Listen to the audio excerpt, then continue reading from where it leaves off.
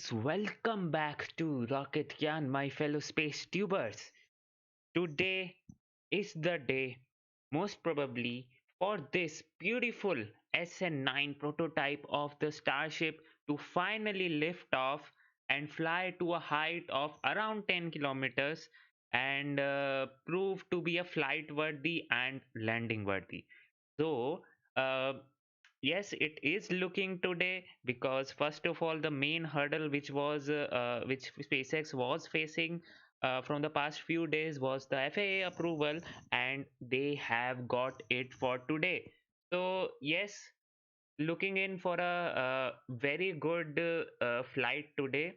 And first of all, in this imagery, you can certainly see that there are two starships on the pad.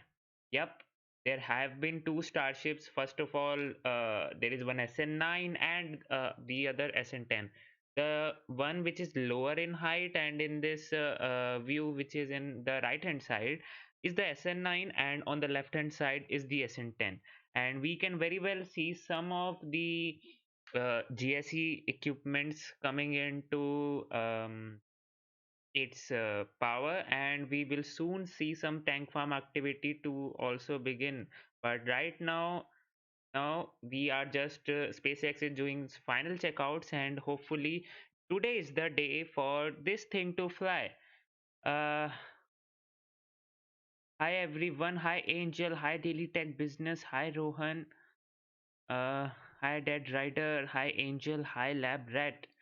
And yes, this is looking pretty good.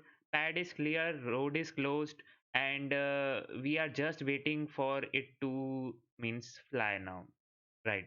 uh, Although T minus is being awaited right now, we don't have any you can say official time, launch time when it will be launched. Elon is we all know that Elon is now off on Twitter for some time, so we won't be having some updates from him most probably. But SpaceX must be tweeting this out whenever this there is some flight time which is getting nearer. So yep, that is the thing. uh, so we are talking more about starships and everything, the SN9, SN10 and whatnot. But uh, what the hell is Starship? What is SN9? What is actually going on? What is the purpose of it? You will actually understand everything if you just don't know, if you have just joined in and you are wondering what the hell is going on, what am I seeing and everything. So don't worry, you have come on the right place, and I'll try my best to explain each and everything to with you. And yep, we can enjoy this stream together. So right now, looking like we do have some time right now, around 50 to 60 minutes maybe. Don't know for sure, but yeah, it's looking like that. And talking about Starship, so what this vehicle is, what are the specs of it? Let's have a look at that. So here you can see the Starship SN9 high altitude flight test will be conducted by SpaceX, as you can see here. And for some reason, my computer decided to hang here. Just a sec, should come in. Yeah, I am gaining some control here. Yeah, okay. So you can see here right now the mission profile. I'll talk about the mission profile, but first of all, this is the Starship SN9 which will be flying out today, which will be having some pretty good amount of heat shield attached to it. Right now it is not bolted but glued to the surface, just to test as in how it performs. So yeah, talking about the Starship, it is when fully constructed and fully made, fully developed, you can say, it will have two stages. One is the upper stage, and the second is the booster stage. So, booster stage is known as Super Heavy, the upper stage is known as Starship. Yep, upper stage and this whole rocket, both of them are known as Starship. And you can see that there is some black kind of a thing, and that is nothing but the heat shield, which you can see some part of it here. So yep, that's the thing. And Right now everything, just a sec. Okay, okay, just a sec.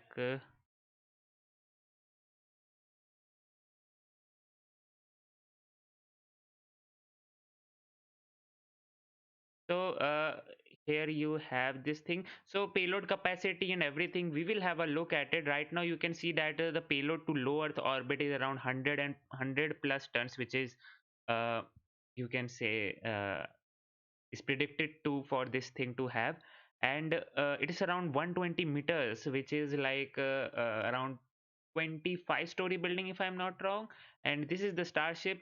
This is hopefully will be the crew version of the Starship, with the windows here and all.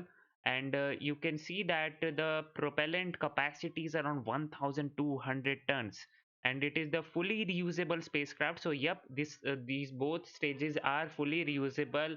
uh, this is the SpaceX most ambitious project till now. This rocket is designed to be fully reusable, the booster stage as well as the upper stage. And with the reusability, they also want the reliability as well as the frequent turnaround time and frequent launches, as you can say. So yes, SpaceX is looking on to that. And then coming on to the super heavy boosters. So first of all, this Starship will have three Raptor engines, which will be sea level, and three which will be um, this vacuum optimized engine. And the reason being, because you want this thing to be reusable, so you have to land it on Earth, right? And when you are landing on Earth, so then vacuum optimized engine does not work properly, um, because of the reasons. And that's why it has some sea level engines installed, so as to land this thing properly onto the Earth without any problems and damage to the engine. Technically the vacuum engines can also, I don't know, maybe I don't know actually the thrust of the Raptor engine and what will be actually the state of this thing when it will come down. But technically, if it has enough thrust and this thing is empty, yes, I can say that the vacuum optimized engines can also take up the load. But the thing is that running vacuum optimized engines on sea level could damage the engine. There has some possibility of damaging the engines. So yep, that's why SpaceX opted for three sea level engines. So we are right now in a stage of final checkouts. And yeah, this is the uh, super heavy booster with the 31 planned Raptor engines. Super heavy booster, as the name suggests, it will be the actually a super heavy booster. And it will be having like 31 Raptor engines. And you must be wondering, it can suffer a fate which N1 rocket suffered. But now SpaceX likes to play with the number of engines. And uh, if you know, Falcon Heavy is SpaceX has proven Falcon Heavy to be flight worthy, and they have successfully launched it and recovered the boosters. And there they had around 27 engines running at the same time, right? If you just yeah, 27 for the booster stage. So yeah, that's the thing. And the thrust, it produces around 72 mega newtons.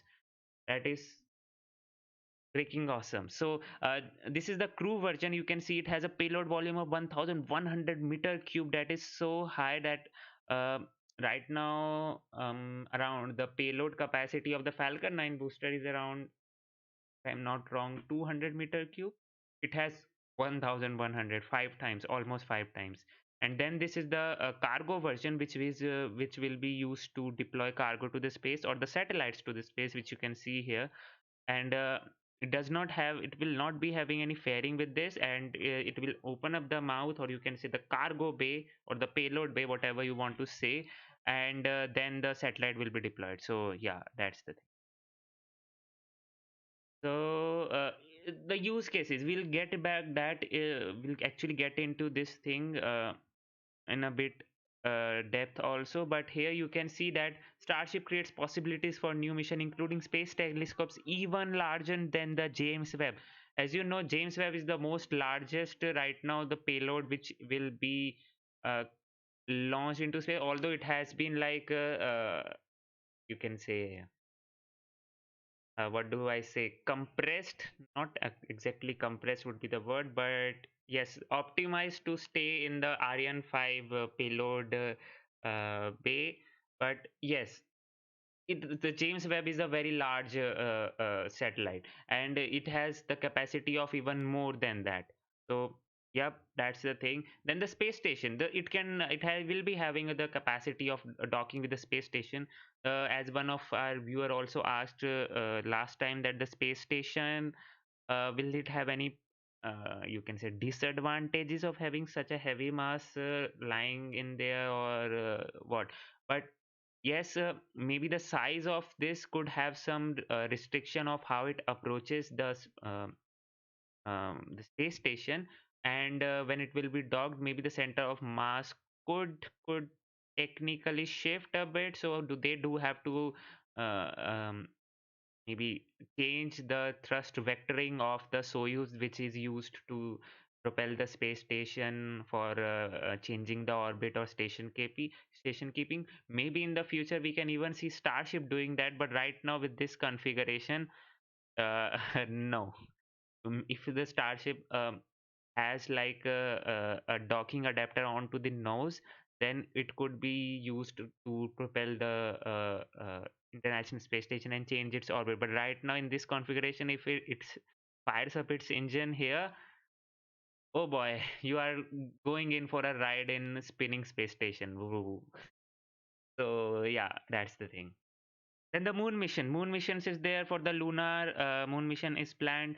The interplanetary is always and always the fundamental goal of SpaceX and Elon Musk. So interplanetary transport. That's why this is being in existence. Satellites. Okay, this is done. And talking about the Raptor engines, it actually is the full flow stage combustion cycle. Runs on full flow stage combustion cycle, has CH4 and LOX as its fuels, thrust of around 2 meganewtons it produces, and yeah, it is right now the king of all rocket engines. You can say that because it is the most advanced rocket engines ever made till now, and it is the first full flow stage combustion cycle engine which is actually flight worthy. There have been three attempts, but they have not been able to fly actually. So this was the first one to be flight worthy. More about this on a bit, but right now, yeah, that's the thing. And the efficiency of this engine, because it's a full flow stage combustion cycle, and that cycle is a closed cycle, so this the efficiency of this thing increases by you can say, as Elon says, that increases to, I should say, increases to 98%. That's a pretty good thing. First private lunar space man to lunar mission, which is their Dear Moon project. We will be going in more about it whenever that happens. So right now we can focus on more about SpaceX Starship itself, right? So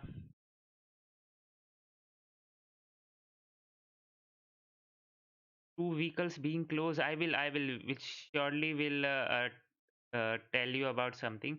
But talking about the use cases of this, right now you can see that it has a Earth orbit. The Starship can go into obviously the Earth orbit. The intraplanetary transport also, from going from around maybe like i- Australia to United States in around 30 to 40 minutes. So yes, space station is there, moon is there, and Mars is obviously there. Yeah. Then talking about the variants, so shout out to everyday astronaut for this thing. There are a crew version, tanker version, and cargo version, and lunar version, and a deep space version. Tanker version will be able to dock with the Starship already into the space, and then will be able to refuel it. So that's the thing. And this is the payload capacity which you must be interested in right now. The payload capacity to LEO is 150 tons for this thing. Starship, the greatest of all time.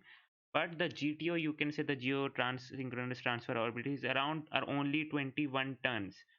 Just because it has a huge dry mass which it has to carry on. So that's why it decreases. As you can see, it's like even lesser than the Falcon Heavy when used in expandable configuration. But when refueled, then the GTO capacity increases to almost 150 tons. So that is cool. So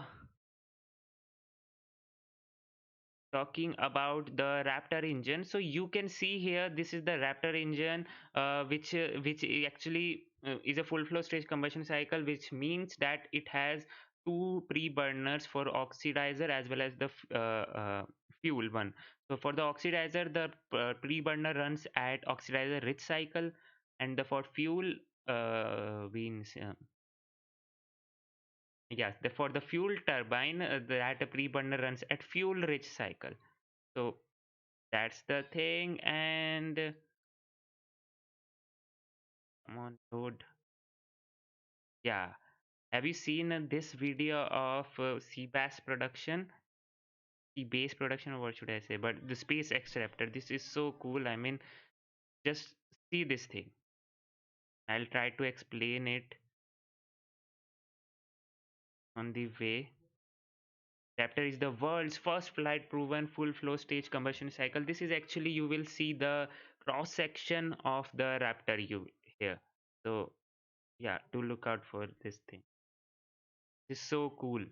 This animation is so cool. So this is, you can see right now what is kind of inside of the Raptor engine. This is a liquid methane turbo pump, which flows in here.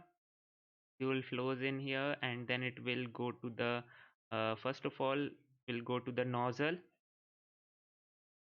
Uh, you can see that this will eventually be used for regeneratively cooling the nozzle also. And then it will go to the pre-burner here, and fuel rich pre-burner. And this pre-burner will have then the oxygen lines coming out. You can say the liquid oxygen turbo pump.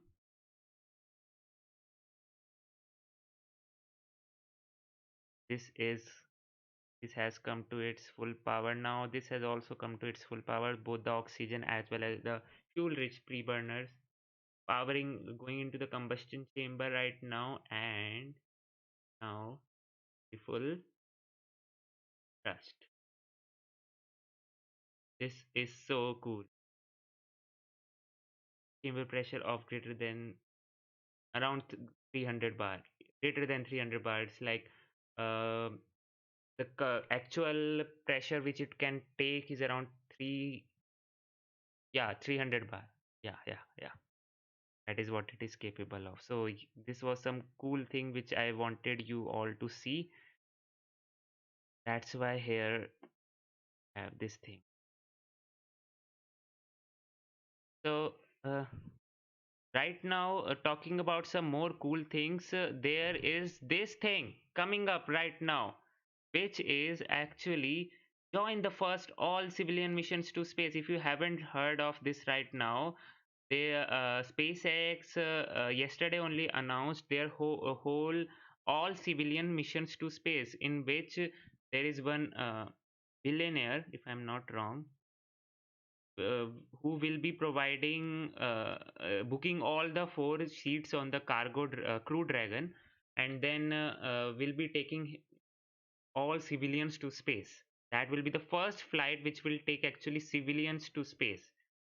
And if you want to join in, you can also join in, I mean the participate in the competition. So there will be four people going, first of all obviously that billionaire, right? And he's the CEO of Shift 4 Payments, if I'm not wrong. And then the second one will be the healthcare worker from St. Jude Hospital, if I'm not wrong. Yeah, St. Jude Hospital. And the third and fourth one will be taken from the lottery, which will be like here you can join them.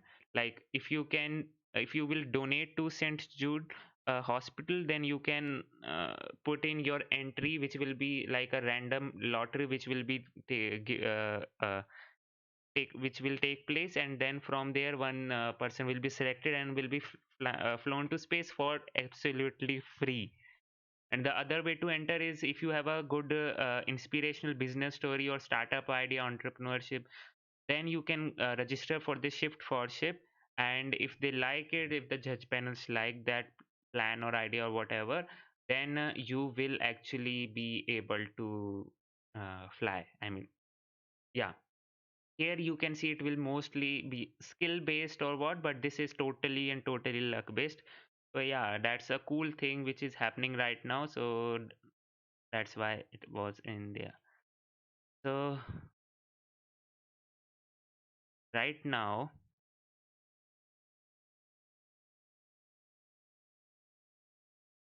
Shashank Desai से mummy stream देख रही है, कुछ कहना चाहोगे? अ, सबसे पहले नमस्ते मम्मी जी, आपको आंटी जी सॉरी आपको, और बहुत अच्छा आप ये सब देख रहे हैं। आगे जाके इंडिया में भी बहुत कुछ ऐसा होने वाला है with Skyroot aerospace coming in Bellatrix aerospace and ISRO तो होता ही है ऑब्वियसली। और उसके बाद एक और है कंपनी अग्निकुल कॉस्मोस, तो आप देखोगे ऐसा कुछ हो रहा होगा इंडिया में भी, but not at this scale but smaller scale, but या हो रहा होगा कुछ। So right now, these are the views here of the Starship, which you can see uh, right now. And we are at the stage of final checkouts only. The tank farm activity has not started yet.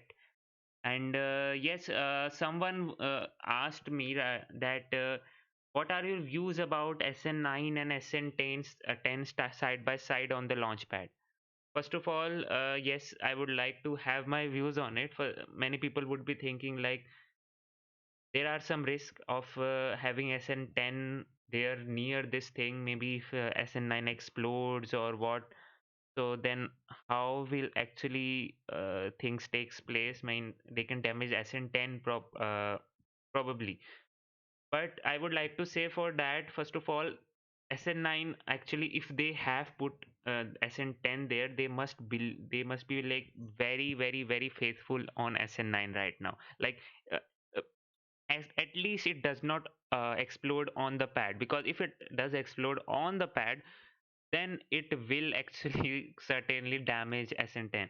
But if it explodes near the landing site, then there are some chances, and you can see pretty good chances that SN10 is alive.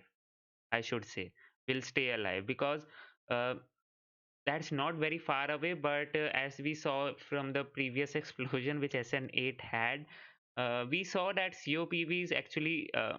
Yes, there was that actually was an explosion, and COPVs and every debris actually blown away like anything. But uh, it didn't actually go to, you can say, this launch site. That's what I remember. So that's why an SN10 is, you can say, yeah, and obviously this is steel right now here, right? And steel is pretty tough and rugged thing. So maybe if anything hits also, then there would be like dents only, and SpaceX can just go away with some welding or fixing or denting or painting. I don't know, but yeah, that's the thing. So okay, Shang Desai, no worries. Let's see how this thing goes. I'm really very excited for this thing. Um, Everything is looking good right now. We must be around 60 minutes or so from the launch, but since this is a test flight kind of a thing, then actually there could be so many planned holds which could be there. So don't know what will happen. I mean, yeah, we need to see exactly. So let's hope, first of all, that SN9 does not explode on the pad. That would be so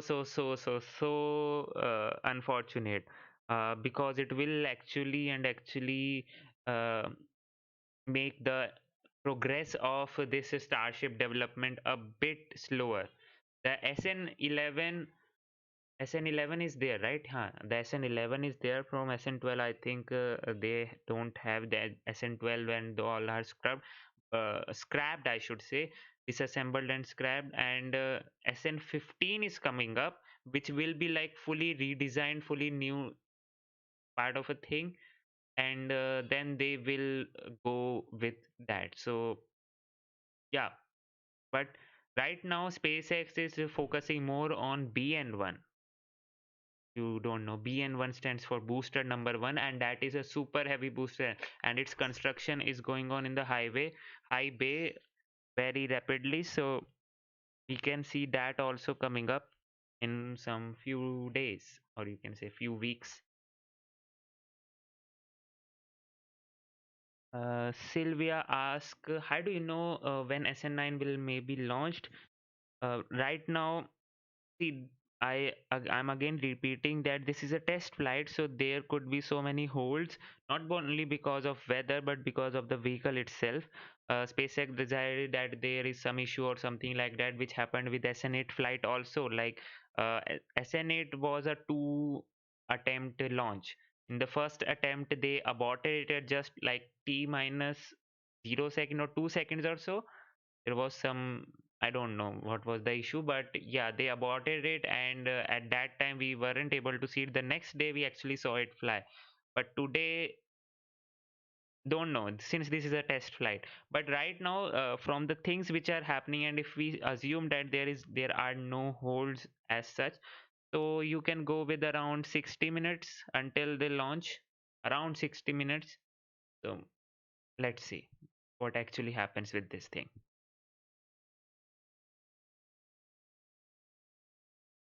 So yes, that's the thing. And what else? Right now the roads are closed, the pad is cleared, everyone has gone, the village is evacuated. Nobody is in there, just the starships and the people operating remotely, I should say. And guys, there is one very interesting thing which I can share with you. Uh, I think there is one bunker also there, and that is actually used to store you can say fragile and important equipments, and that being mostly computers. And why? Because whatever happens on the launch pad, at least you need computers to stay alive, because if something happens bad, if the computers are there, maybe they can go on with, I don't know how do they save the launch site, but yeah,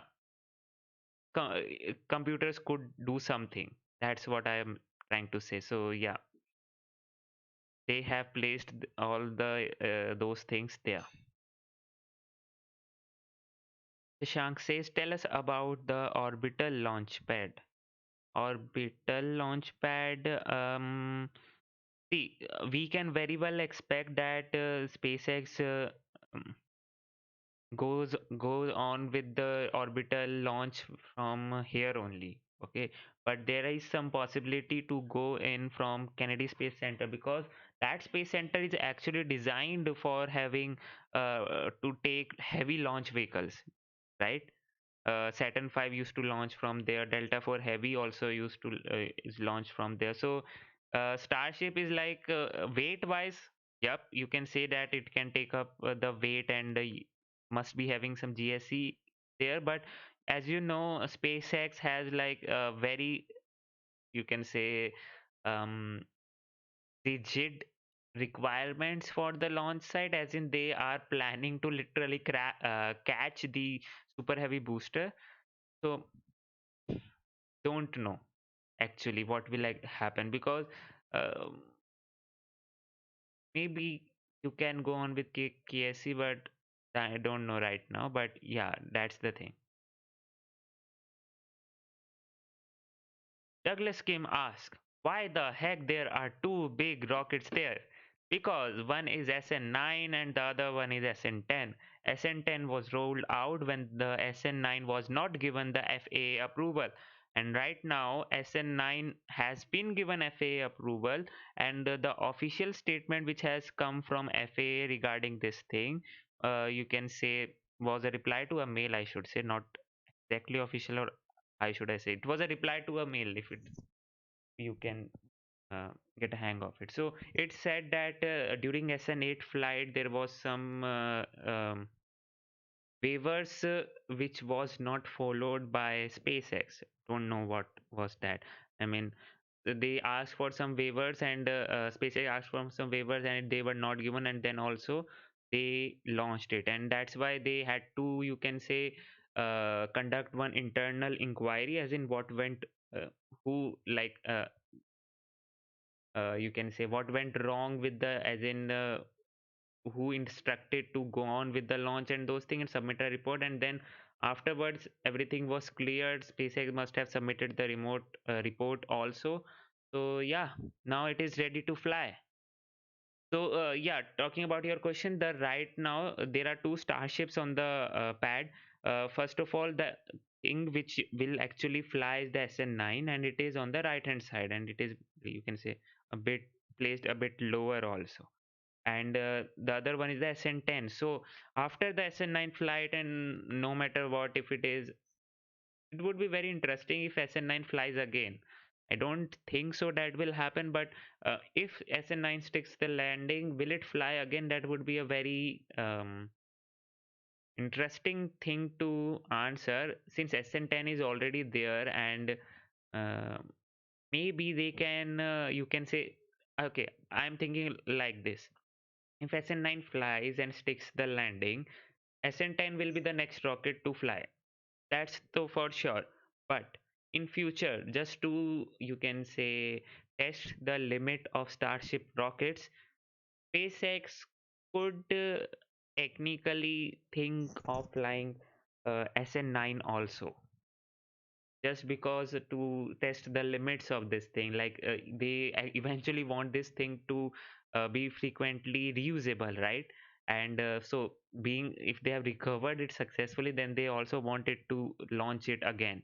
Maybe they could test that also. Don't know for sure, but yeah, that would be interesting thing to watch. And talking about what are the differences between SN8 and SN9 here. So first of all, the biggest difference is that there is one extra COPVs, one or two or how many I don't know, but there are some extra COPVs which have been attached to the header tanks, as SpaceX suffered a failure in landing with SN8 because of the lower pressure in the header tank. And if you don't know what header tank is actually located, one of the tank is located onto the nose of this Starship, and those header tanks are actually reserved. They have fuel which is reserved for landing. Okay, so during the landing, it switches the fuel supply from the fuel tanks, main fuel tanks, to the header tanks. And when SN8 was landing, the fuel switch happened perfectly fine. It was successful, but then afterwards there was a green exhaust which was coming out of the engine, meaning it was engine rich exhaust, meaning that engine was eating itself because of the you can say less supply of fuel. As Elon mentioned that with the SN8 there was some low pressure in the header tanks. Okay, so to resolve that, they have added more COPVs in it, and COPVs just stand for, you can say, pressure vessels. Okay, so they have right now added some helium COPVs, some helium pressure vessel to pressurize the header tank more, so as to it can, you can say, uh, pressurize the header tank obviously, and the fuel supply to the engine is not um, like doesn't fuel supply to the engine is not cut in between, which happened with the SN8. So yeah, but eventually Starship is aimed for uh, RCS, using RCS. You can say Starship is aiming for using the engine which is using the fuel which is actually boiled and passed on to the fuel tank to pressurize the fuel tank. So yeah.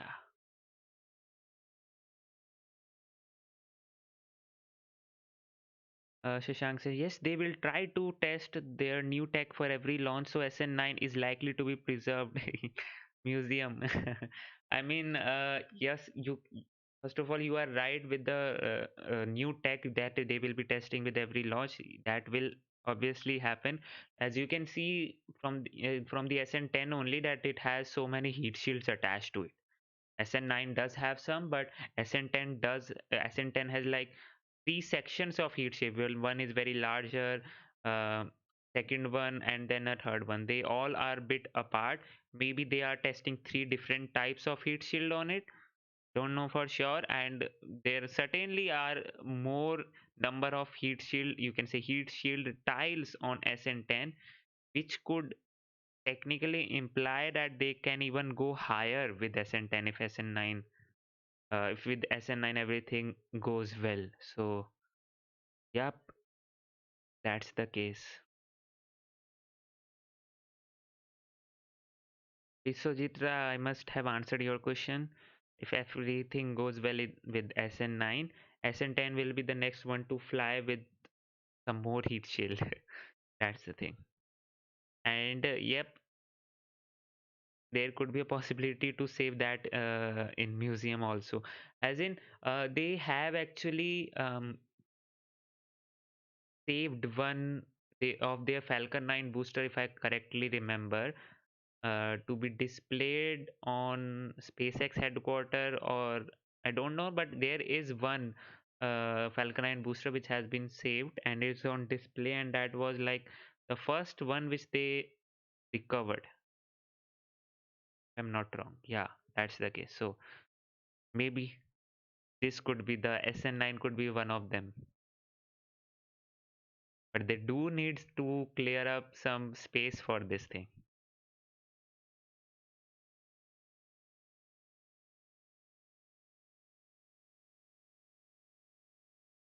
Mr. Flick X says Elon gonna create history again. Yep, with every launch of SpaceX, even if the routine launches, there is always a possibility of being amazed. So, and with this launch, the if it sticks landing, it will create a history. SN8 actually created a history itself by completing 95% of the mission objectives.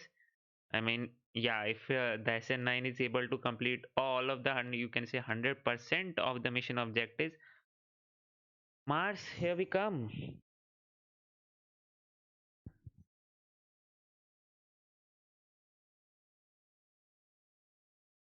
So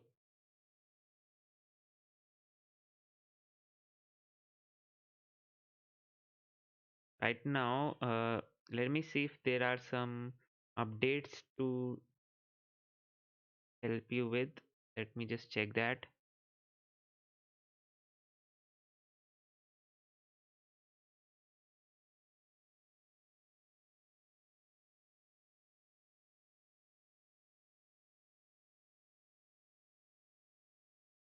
Tank farm activity has not been started yet.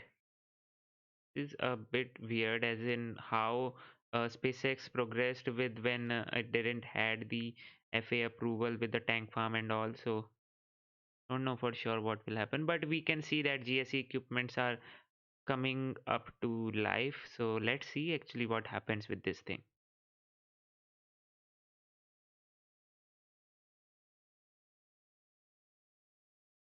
Hmm. Right now does not seem to be there any updates as such. But yes, we are getting close to um, eventually tank farm activity to take place at least.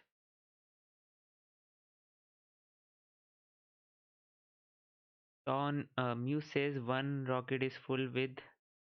Yep, I don't know what is that. Tower 400, it will start. Don't know yet. It's a test launch, so there are some holds attached with it. So you can say don't know yet, but yep, 60 minutes right now till the time tank farm activities does not start. You can say whenever the tank farm activity starts, the countdown eventually starts. Then around 60 minutes or so are there for it to actually fly. Then when the tank farm activities starts.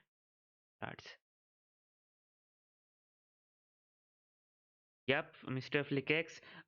This ISRO's Gaganyaan is now pretty much sure to be happening with in December 2021, the first uncrewed mission to space, with now in being announced in national television. So, yep, we can expect that to fly this year too. So, yes, we can see that we can actually look in for that. Exactly. Yeah, so talking about the mission profile, I forgot to talk about the mission profile. So this launch will most probably the replica of SN8. Don't know for sure. SpaceX, you can say, does not fail to amaze us anytime. It actually surprises us every time. So that's the case. So right now we know that this will be most probably SN8 replica, which means it will go to almost 10 kilometer in height, and there will be subsequent engines shut down, engine 1, engine 2, and then finally the engine 3. And that is actually needed to make sure, first of all, obviously, that checking the engine reliability, of checking whether it is capable of even shutting down and then relighting again. That is one of the things. The other thing being reducing the actual thrust which this thing will be going on.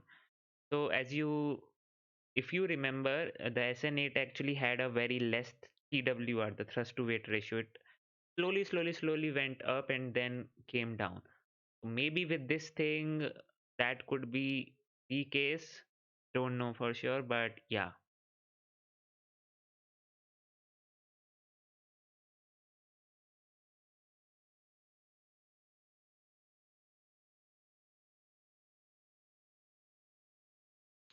David says this year cam rocket can. Nope, this is not my cam. This is shout out to Espadre for providing this stream. Uh, let's see. Right now, the flaps have been deattached, or you can say deployed, in deployed position, obviously for the flight. uh, we can see some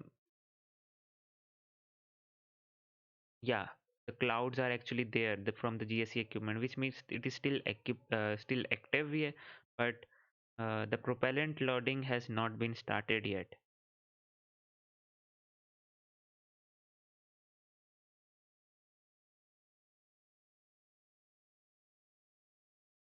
Lab rat says they will pitch the ship this time, so they are over ocean just in case. uh, you could be right with this case, as in, first of all, they have the FTS installed with SN9. Don't know about SN8. What was the actually what was there in it, but with SN10, sorry, the SN9, there is the FTS installed, which is the flight termination system. You can say that's the self-destruct system which it has. So if anything goes wrong, then it can blow up in the mid-air.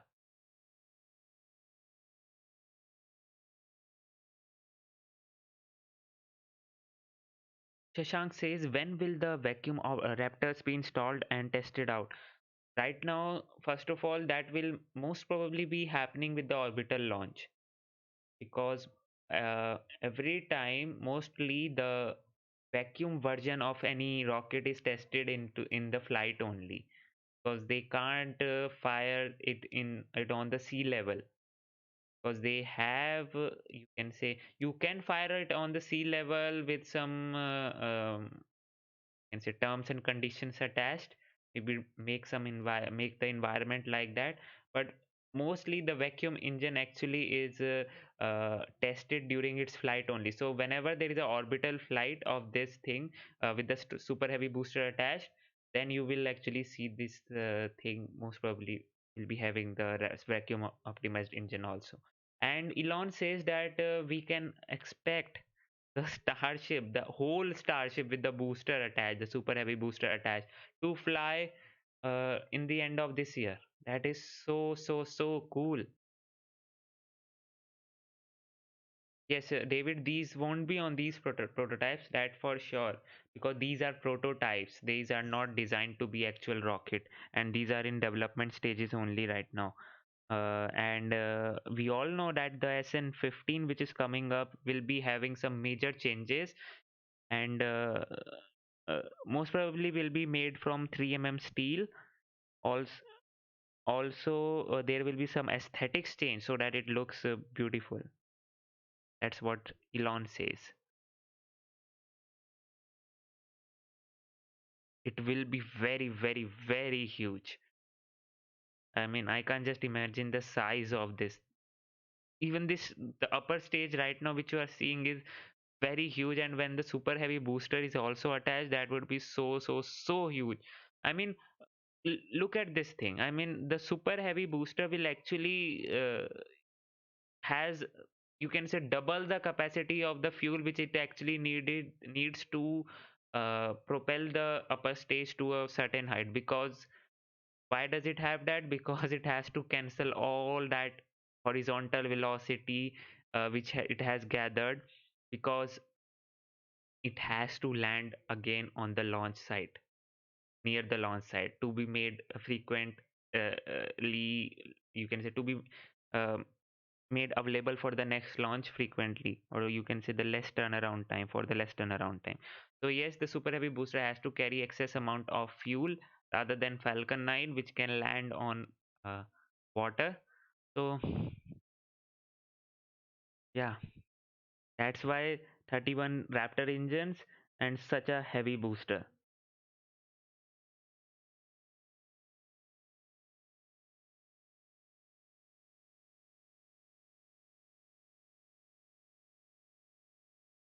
SN10 on pressure test, is it? Just a sec. I don't think so. They will be doing that at least right now. Their main aim will be no, no, no, no, no, no. SN10 is SN10 had pressure test initially, which happened some days ago, but right now their focus is obviously on SN9. Will Super Heavy be tougher than the Starship to make and test? Um, First of all, the booster number one at least will have only 4 engines attached for the testing purposes. It won't be having like uh, 31 planned Raptor engines. So that is one of the case.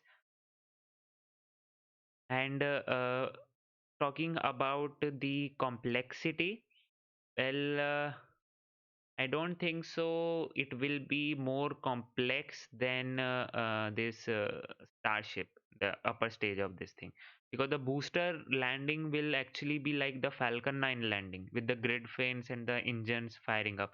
So they actually know how to land a Falcon 9 booster, right? So they actually know this thing. So the booster landing will not be, I think so. The booster, yeah, the booster launch and landing will be easier than the upper stage one, because now for the upper stage they'd have to do the belly flop, then land, switch to the header tanks, reignite the engines and land. So yeah, that's the thing.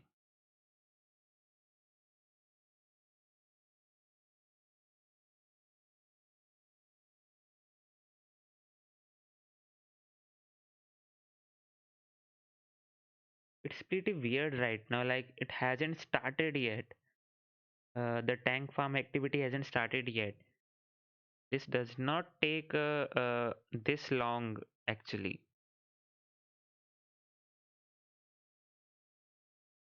Not mid-air, Shashank. They have to catch the booster on the launch pad with the grid fins taking the load. Grid fins will be like in the deployed position, and then there will be one clamp which will come and then try to grab it actually, and those grid fins will settle on the clamps, and then that's how they are planning to catch the booster. And that would be completely, you can say, bonkers to even think about. I mean, catching a booster of such a weight and capacity, that is so, so, so, so surprising to even think of.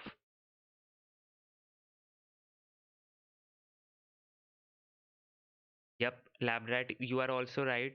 Because SN 7.2 they are testing with 3 steel, and hopefully when SN9 actually sticks and lands, means it will actually launch and lands. there could be a probability that SpaceX decides to just switch over to 3 steel Starship, because now they don't actually need the SN10 Starship. Maybe SN10 could still fly if SN9 sticks the landing, and that could go to a higher altitude. That that makes sense.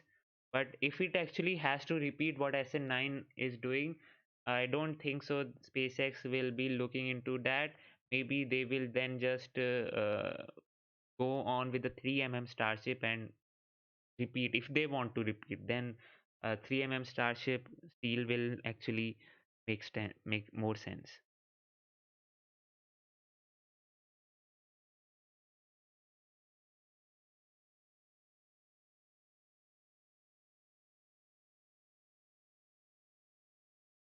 Amount of thrust will be 72 mega newtons. That is absolutely going to be very epic, actually.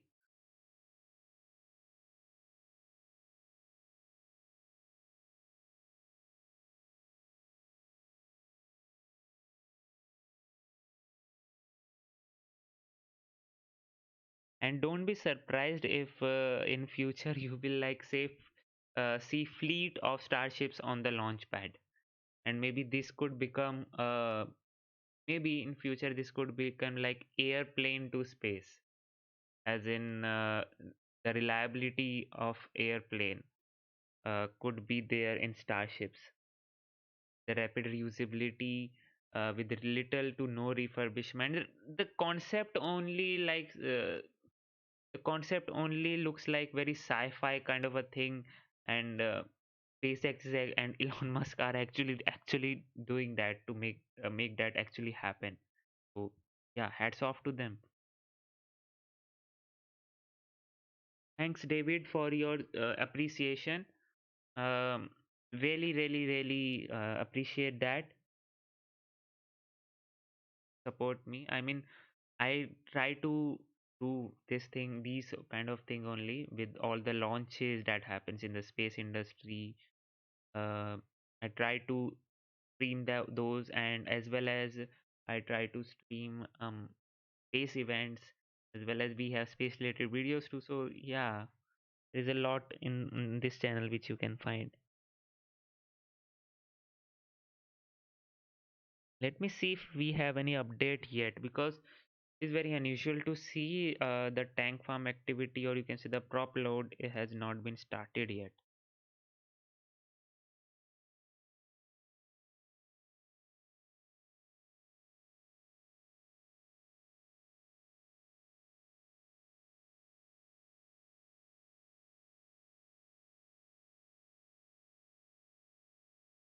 Oh,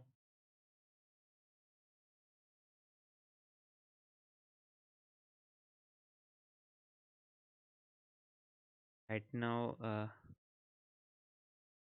it does. Oh yeah, I forgot. I actually made this saved one thing for this moment only, like when we are waiting and waiting what to do. Let me just pull that up for you. Right now it will obviously take time to load. But yeah. Shashank says, I felt good when I saw a Garib scientist follow. Yep, I also felt really good. And let's see what happens in the future then. I have big, I won't say right now, but yeah, I have big ambitions with this channel right now. But right now I can't do anything to fulfill them. I'll have to wait for this to become a bit larger, a bit big. Then I'll try to do.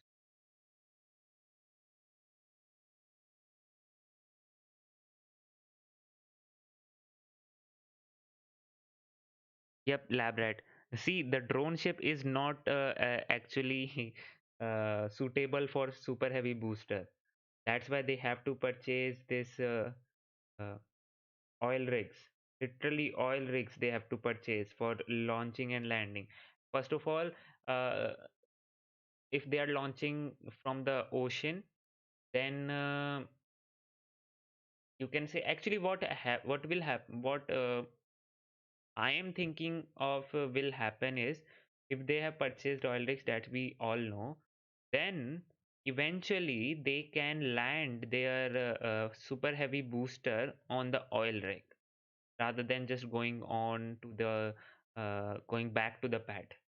And the oil rig actually, that's why they have purchased the oil rig, because the oil rig actually needs to be a bit larger and a bit bigger, because then it has to accommodate first of all the landing of this, maybe the catching of the super heavy booster, and then there only it has to be like ready for a next starship, the upper stage starship, to be stacked on it and then again go for a flight.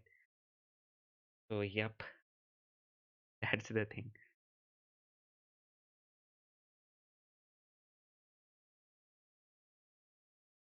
First of all, let me just load that up for you.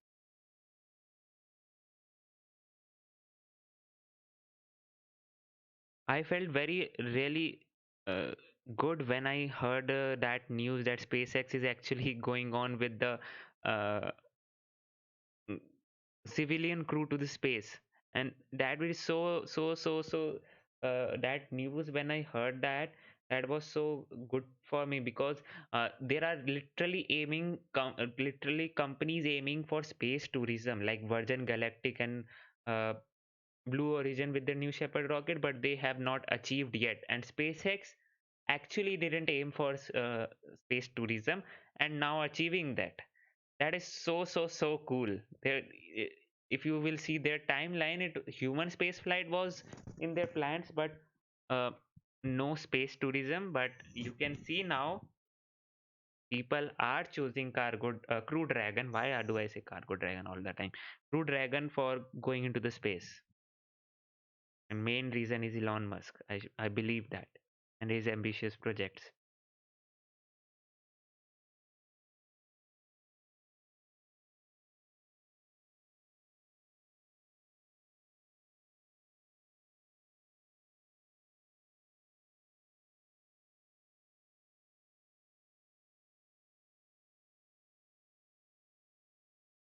So load this up. I don't know how much time will it take now. Yeah, let's just load this up. नहीं भूलेंगे भाई, नहीं भूलते हम, शुरू में जो साथ देते हैं उनको नहीं भूल पाते हम. Don't worry.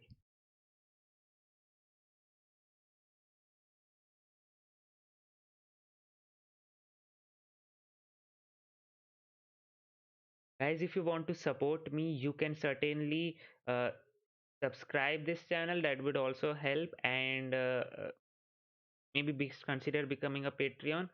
That actually really helps, and at least that really helps to actually have the internet bills in place.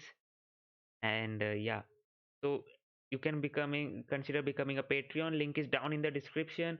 And for one time funding, super chat is always enabled. It really helps this channel to stay alive.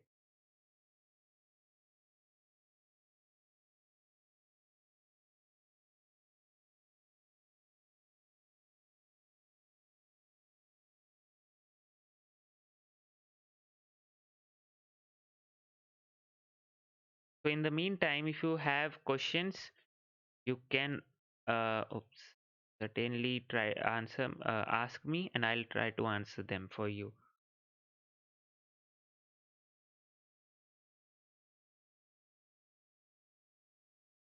And yeah, talking about the Feb which has already arrived, this February month is really very cool for space nerds, because there are talking about starships also. Starships in main goal is to send humans to Mars, right? And this February month, you can consider, or you can say that it is a Mars month, because we can see the Starship flight also. First of all, that is the reason. And then there are three missions from first is from China, second NASA, and third UAE to arrive onto the Mars. And they are arriving like if I'm not wrong, uh, the Hope Mars mission of UAE is arriving Mars on January 9th, sorry, February 9th. The China's Tianwen-1 mission is arriving on Feb 10th. And NASA's one I don't remember right now. just forgot it. But yeah, it is near that timeline only. So yeah, there are three missions arriving at Mars, and I'll probably have a video on it comparing all those things and stacking them all together. Rather than I won't say comparing, because all of them have their own specific purpose, but yeah, stacking them all together to see actually what we are actually getting the benefits from all those missions. So yeah, when will the landers be landing on Mars? Technically, China is sending one. The Tan-11 mission has an orbiter, has a lander, and has a rover in there. It is not like you can say the landing profile is not like what NASA does with their rovers, with the Curiosity and Perseverance. They will be, which will be like sky cranes. No, not like that. Uh, the lander, as the name suggests, it is actually a lander which will fire up its engine and then land the rover on it. It will most likely be, you can say, the mission profile will most likely be like those that of Chang'e 4 mission with the U2 rover, if I'm not wrong. Yeah, the U2 rover was there with for the Chang'e 4 mission. That is the moon landing mission which China did, and yeah,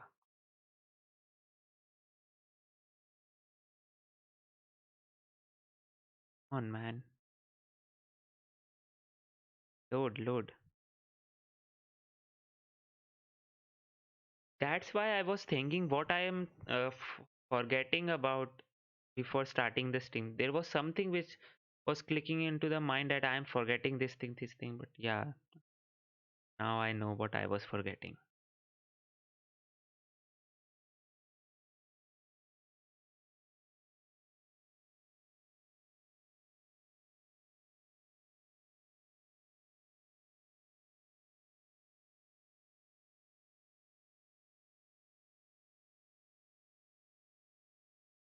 On Feb 18th. Thanks, Labrat, uh, for confirming that.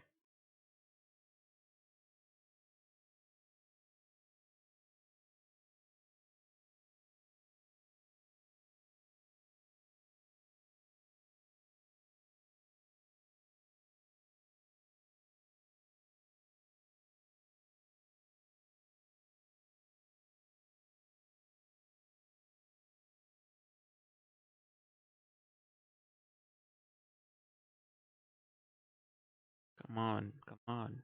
Load. Thanks, Jamie. You mean to appreciate the channel with the hashtag RocketGyan. We on this channel we actually refer my, can say, space fam, or as space tubers, hashtag space tubers.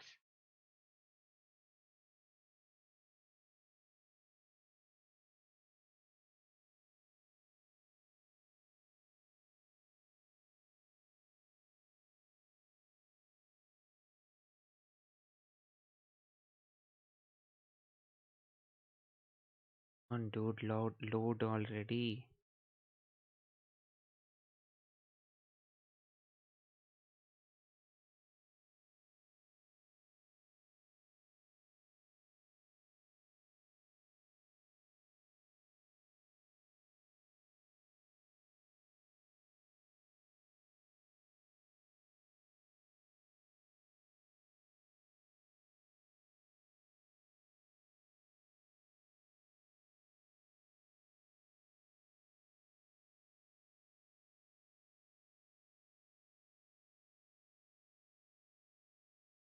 uh, are we seeing something?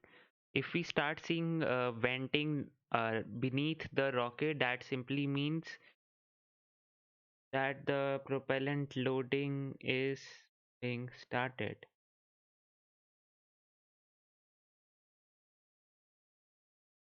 Right now, nope, nothing can be seen. I think so.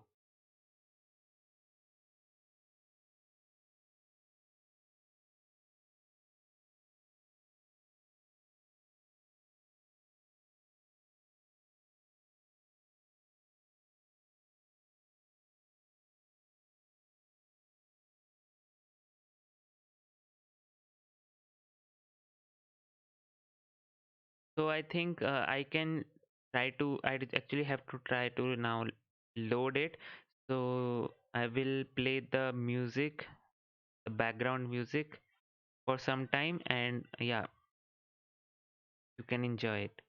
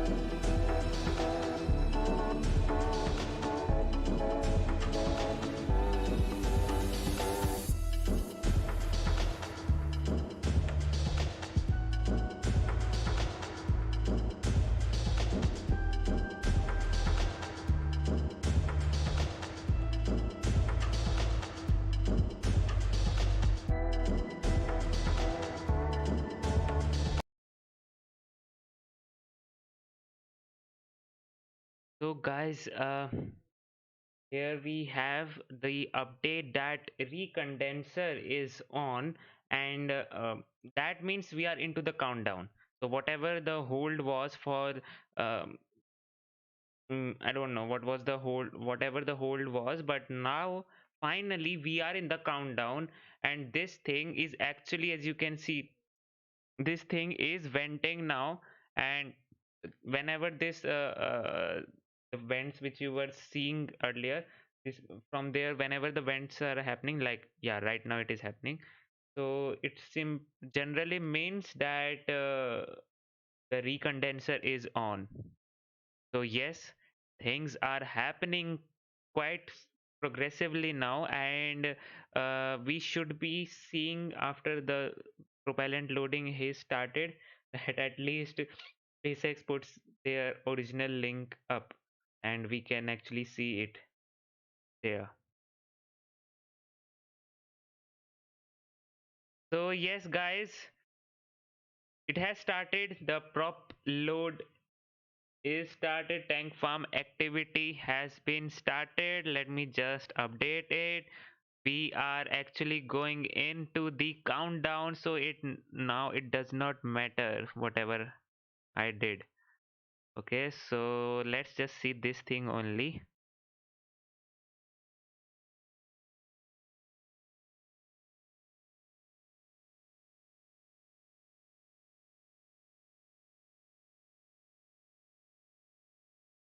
Wow, see this thing. And whenever actually I'll switch over to the SpaceX stream whenever that comes, and it is actually now venting. The tank farm activity has started. It is going on right now pretty well. So let's see what will happen now.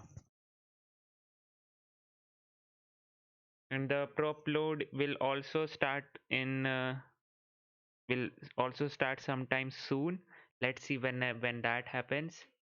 But yeah, things are looking pretty good right now, and I'm like uh, actually looking in for the SpaceX stream. They should be having one link live, because they already have mentioned that they will be streaming it on their official website. So no, I don't think so. There will be no stream from SpaceX.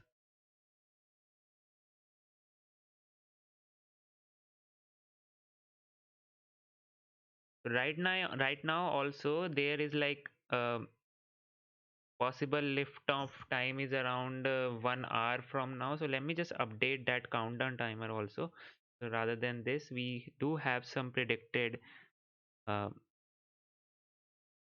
timer, you can say, if they don't have any hold or so. So let me just update it.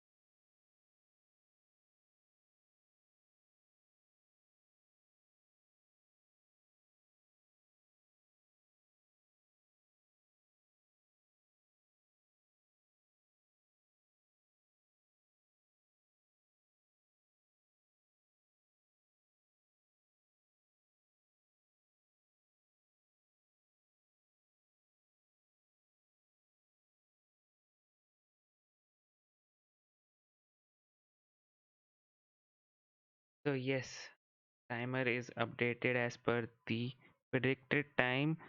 It can actually go uh, for a bit longer. Let's see what happens now.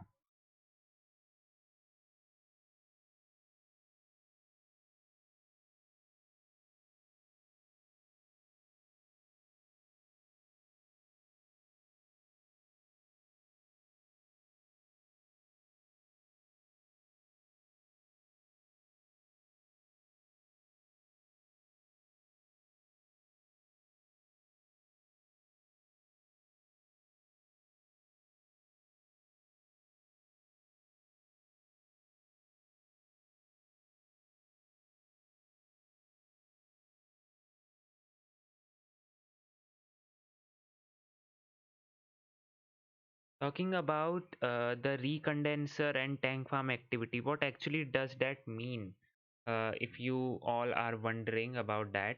So first of all, a recondenser actually means recondensing the fuels. Actually, what happens is in the ground supporting equipments, there are pipes and all those things, right? And there also the pressure increases and they actually have to, you can say, I mean, the SEH4 and oxygen does not want to remain in a liquid state. That's yeah, right. So they actually evaporates and become in this gaseous state. So recondenser means that gas is recondensed into the liquid state again using the recondenser. Uh, Initially, SpaceX used to flare that out. They used to have flare stack, uh, which actually meant that they used to burn it out only. The CH4 was burned out, and yeah, now they are recovering it and then again reusing it by recondensing it. And then tank farm activities simply means that whenever those clouds comes up near the Starship, um, all those tanks are venting. So yeah, that is what we call tank farm activity.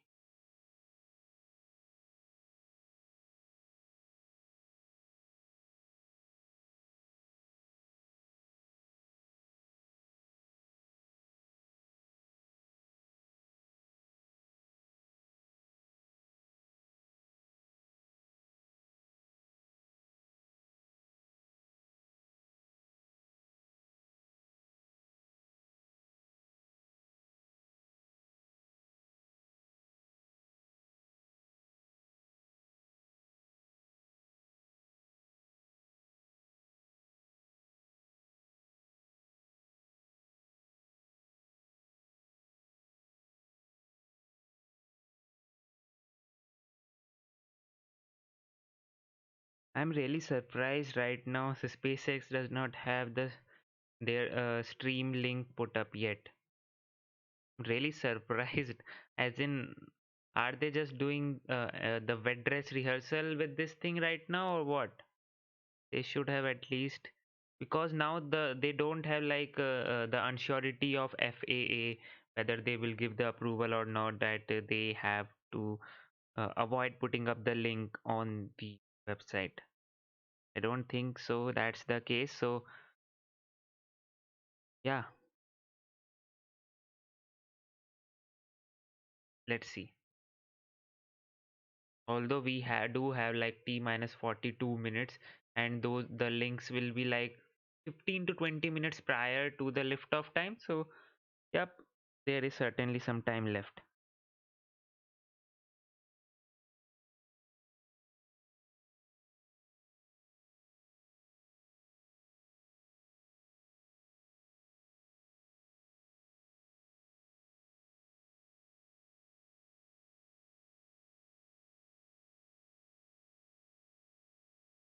Okay, rocket venting uh, seems to seems like rocket venting has started. We just updated. That means propellant loading is has also started. Wow, this is looking so good now.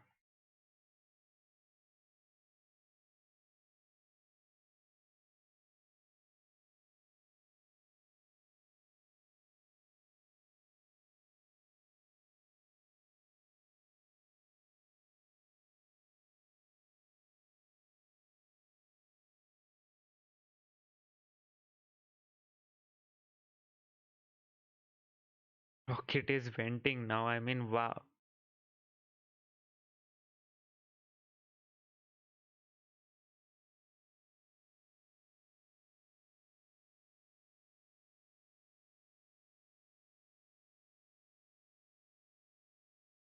And whenever we see vents coming out of the bottom of the rocket, that means the engine chill is also has also started. So we are right now like T minus 40 minutes around until the liftoff time. That simply means that yep, we are actually looking into something now.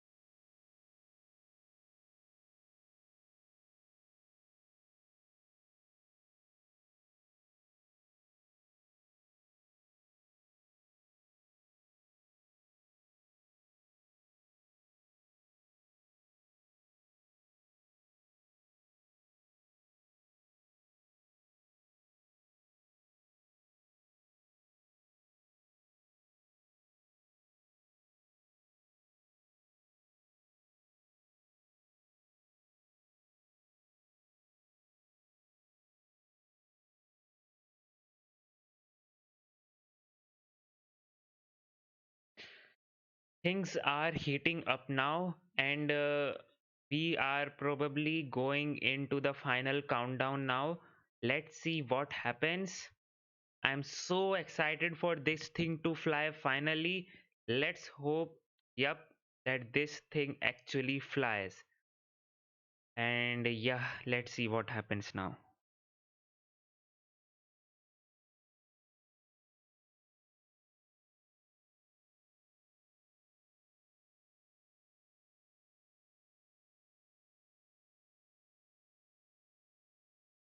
Things are cooling. Well, yes, technically, yes, Starship is cooling down. I mean, propellant loading is still going on. The Starship is still venting. Yeah, exactly.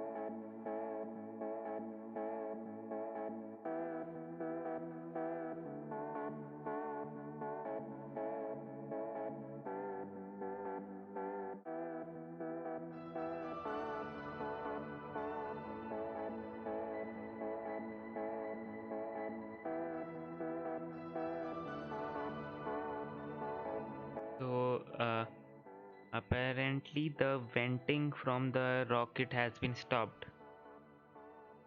We do have to see. I don't think so. It's a D tank right now, but yeah, venting has been stopped right now from the rocket.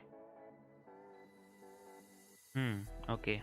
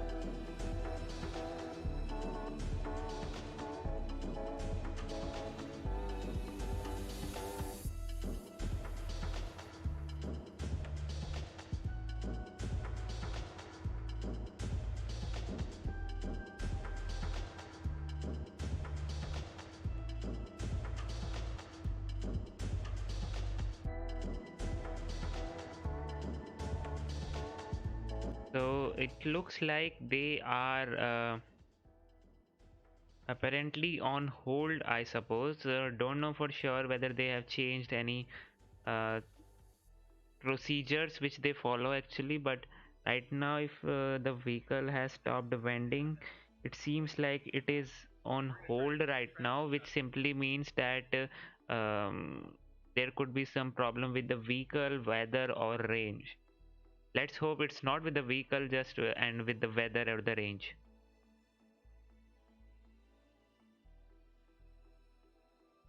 Okay.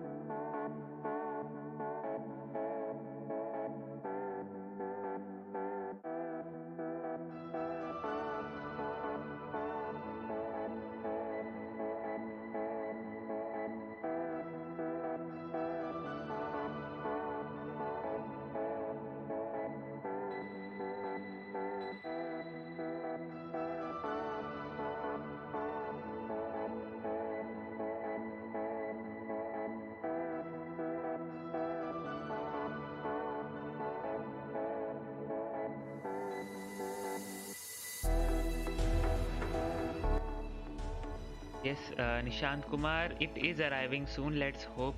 I mean, most probably after this stream, I'll be finalizing it and see what I can do with it now.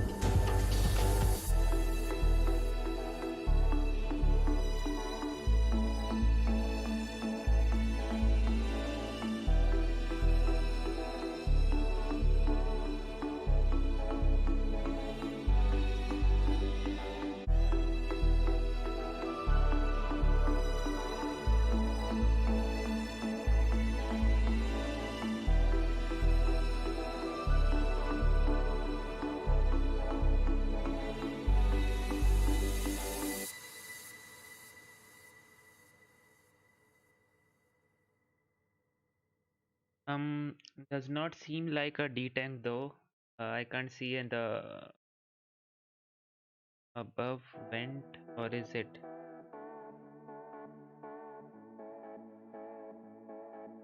Is it happening? Detanking is happening or what? Don't think so.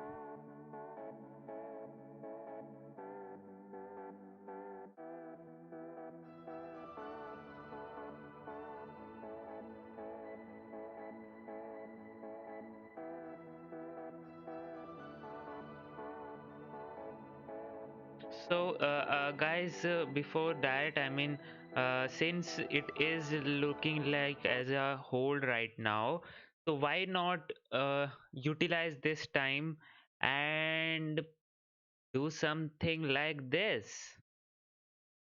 So we have made this thing here, and what do you think? Should we or should we not? If, till the time we are waiting, I was thinking to go to Mars uh, with the Starship. Since the Starship is in the working, so why not go to the Mars with this, right? Uh, yep. It's on the launch pad since it is on hold right now, and we does not seem to have any update right now. So what do you think, guys? Is this better or is this better? What do you think? Okay, so something tank farm activity has again gone a bit on a high note, but again, no. Oh,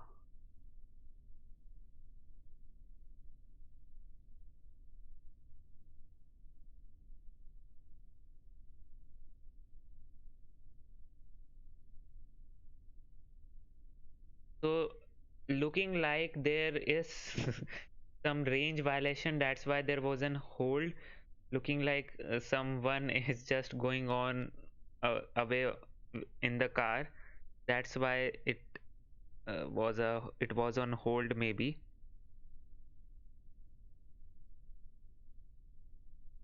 Don't know for sure.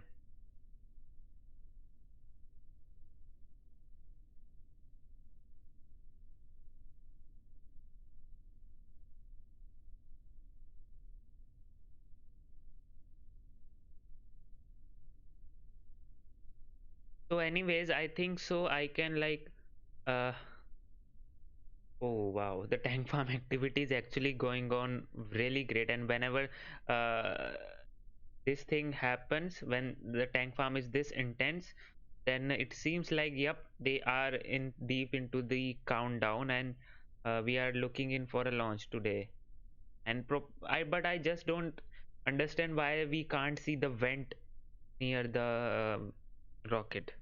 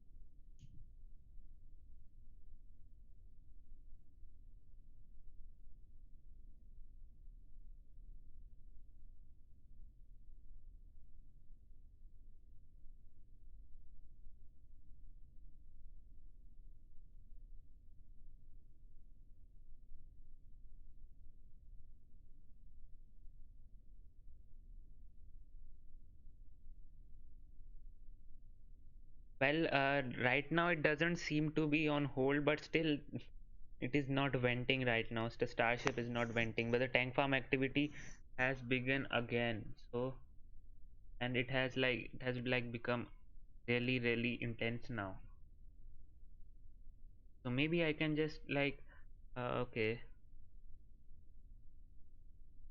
what?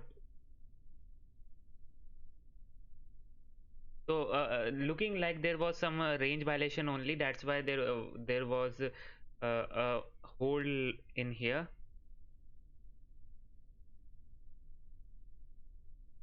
Belfast child says, I am just on. I see likely hold. If it will be a hold, will it be for a short time or until another day? Right now, it is looking like they are picking up on the hold, and they will likely begin again loading the propellant. But uh, yes, Seems like there was some range violation or something like that. That's why there was a hold. And right now they are picking up on that. So as you can see, the tank farm activity is going on. You can see the clouds out there beneath the rocket. So let's hope this flies today only. Although we do have a window which is pretty long right now. So yep, around 4 hours still left in the window. So we do have pretty much time on that.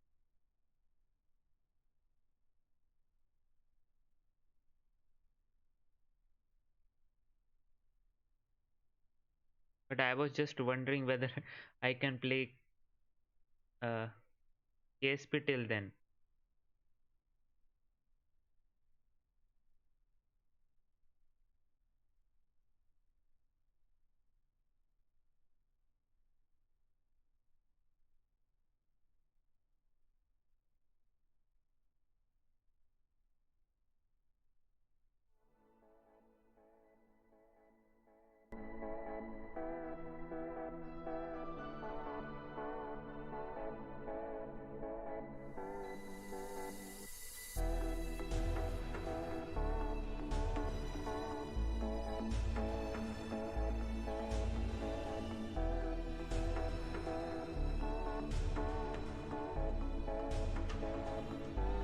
The only reason I am avoiding right now playing KSP is that the activity near the pad is picking up.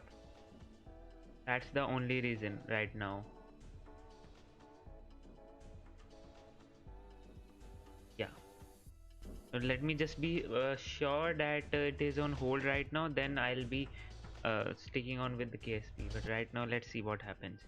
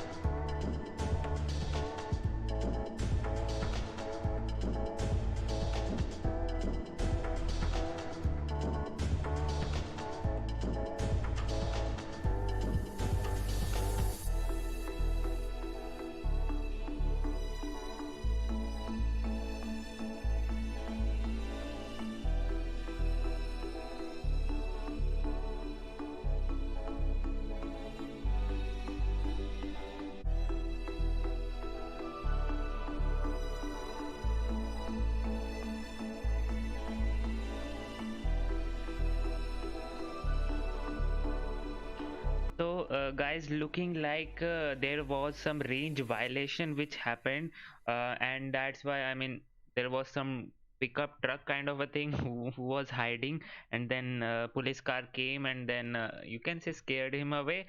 So that's why the reason of the hold could be that. But right now we are seeing some good amount of tank farm activity, although. Still the venting from the rocket is not there.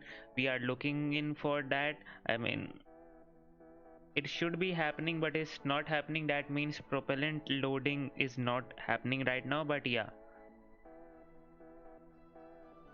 tank farm activity is there, so we can see, say, ground supporting equipments are pretty much fully active right now.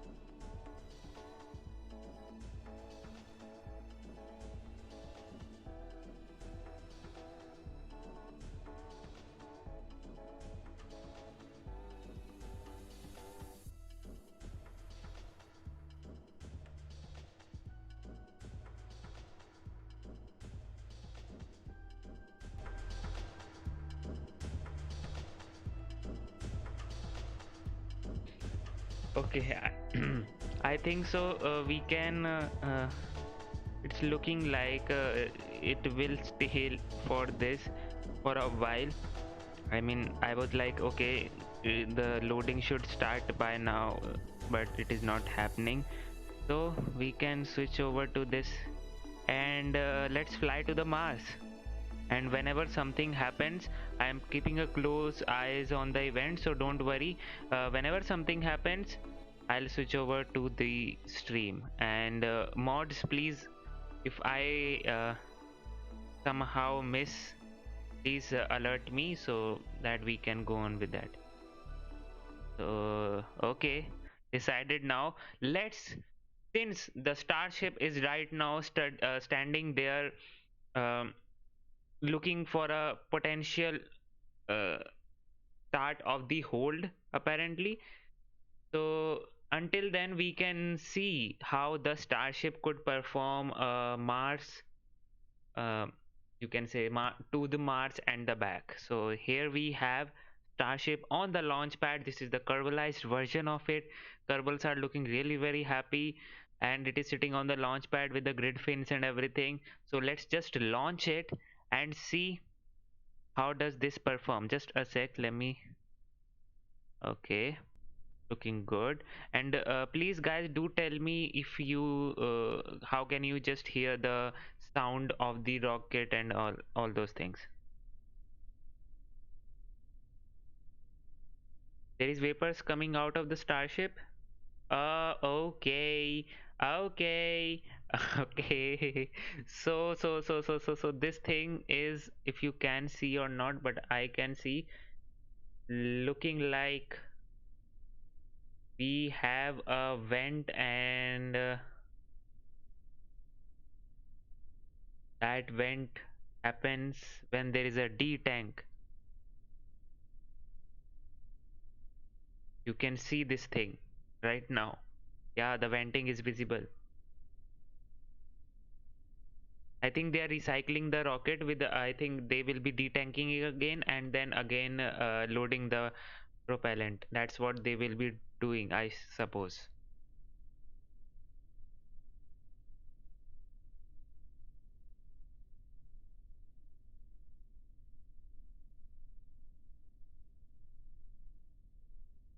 Hmm.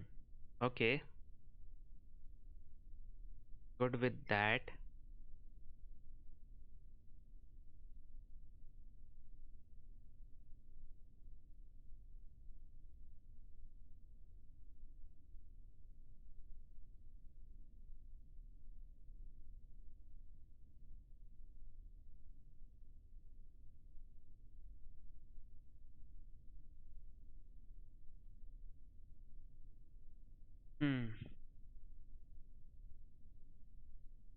let's continue with this thing.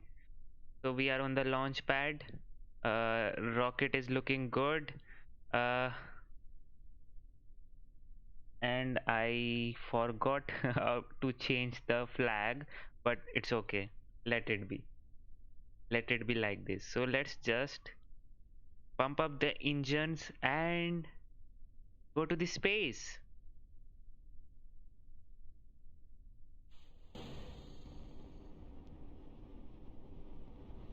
And there we go, Starship. This is how the Starship will look like when it is fully developed. And let me just first of all see whether the sound is good or not.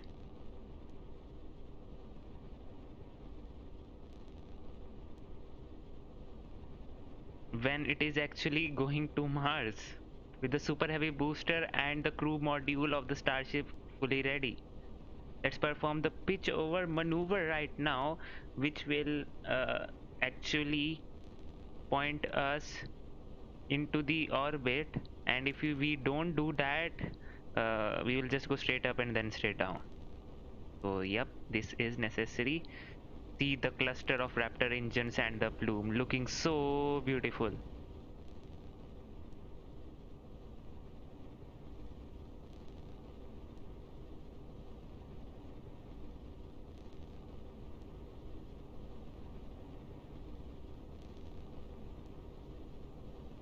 It's a typical ascent profile right now, which I am taking, but for sure I'll be just a sec.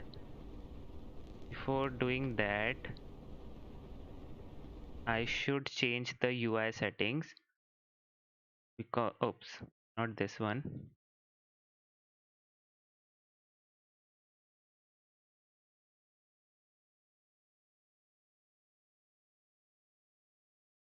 Yes.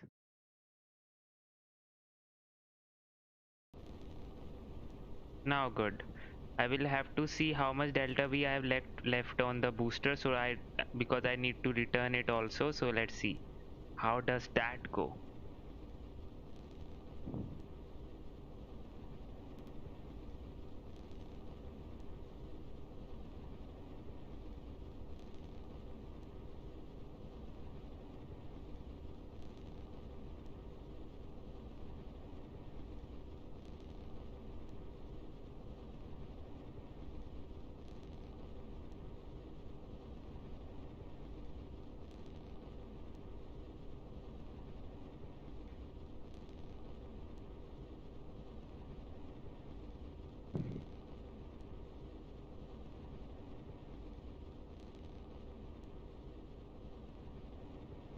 This is the crew module with the windows and everything attached. That's why it is looking kind of like this. The plumes are becoming really large right now, and here you go, cut off. Now I must save it once. Click saved, separate it, and go.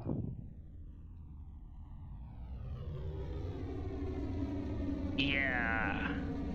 Switch over to the another one and plot our maneuver back to the Kerbal Space Center.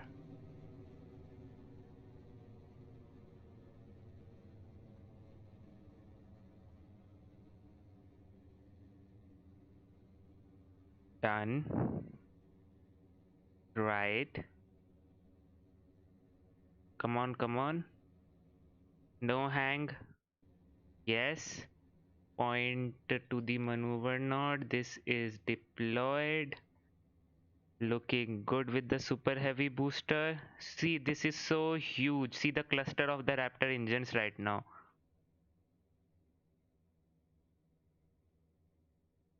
And I have to start the burn in.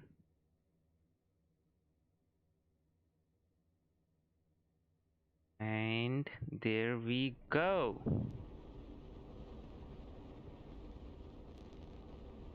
This is how it will actually cancel the velocity which it has gathered right now, and that's why it has to almost carry double delta V, which it actually has to which is actually required. So yeah, cancel it and then go again back to the base. Okay, looking good with this thing. And now, come on. Oh yeah, RCS. I forgot about the RCS.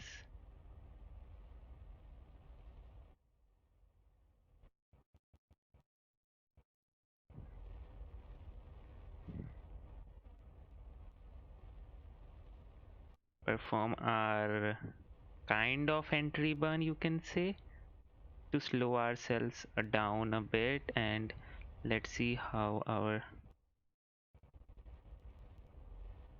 so let's remove our horizontal velocity. Oh yes, for landing I need to switch over to the landing engines also. I'll do that in a sec.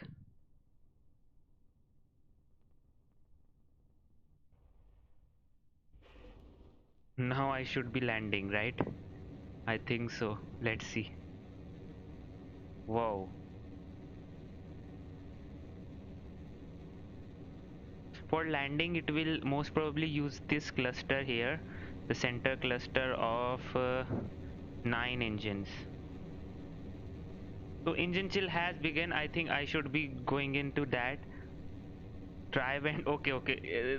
Things are pretty much escalating there. I'll do that once I just recover it.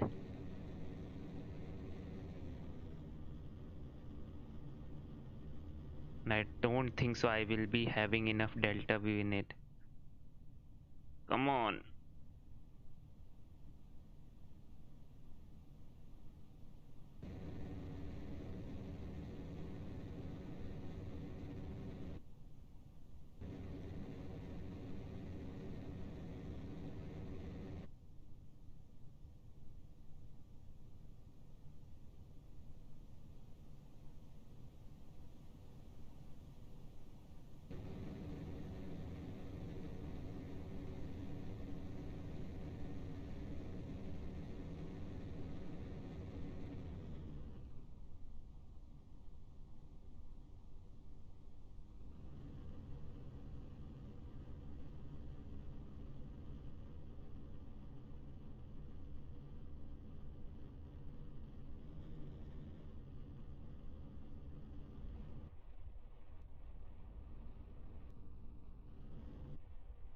And it's a Kerbal universe. This was bound to happen. Let's see.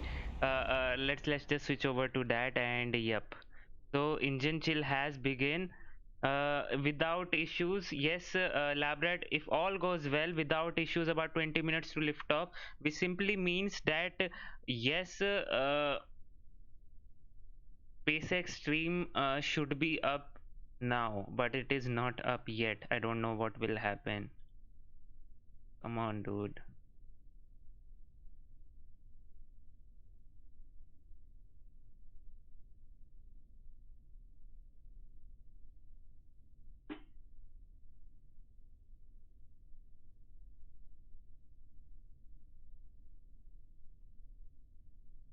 Done. Try went there around 20 minutes to the liftoff. So let me just update this thing. Add the timer here.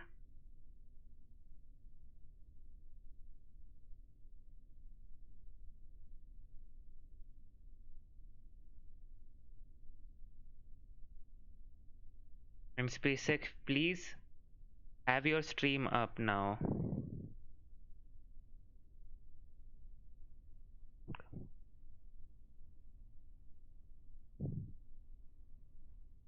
Looking, guys, it's surely looking like something is happening now. Around T minus 16 minutes or so. Let's see what happens now. Yes, try vents have begun maybe 10 minutes. You are right. Try vents have begun now. Come on, man. If it is 10 minutes, SpaceX, what are you doing? Where are your stream? Official stream. SpaceX.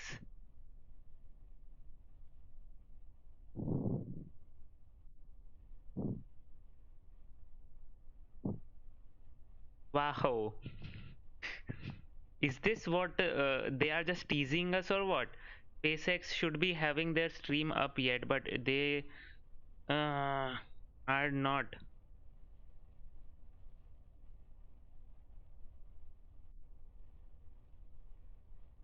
It is happening now. It is certainly happening now.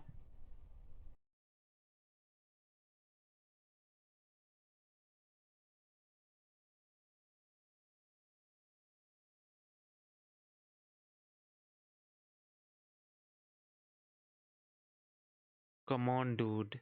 They can't just launch it without the stream.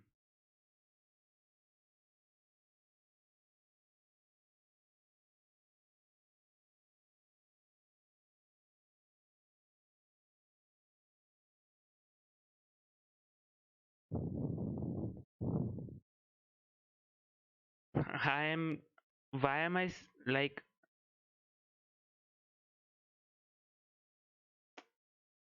I think this is just a wet dress rehearsal. Don't know for sure.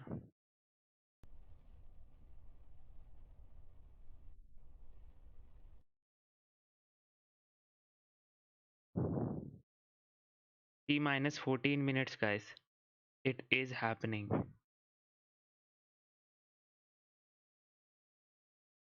No, no, no, no. NASA does not have any connection with Starship. So, no, nothing related to NASA is happening. Let me just try to find anything for you. I'm trying my best here.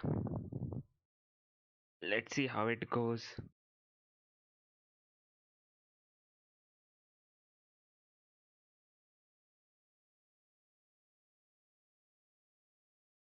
Oh my god.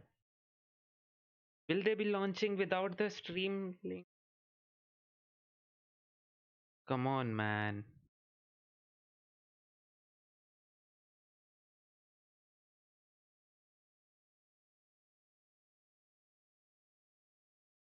So right now the events which are happening is that first of all the engine chill has already begun, which means that they have started flowing the some of the cold liquid fuel to the engines, methane basically to the engines, so as to cool it down and make it ready for the ignition.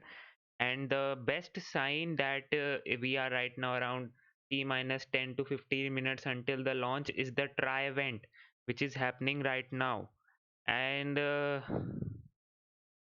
that means that launch is imminent and can happen anytime now. Wow.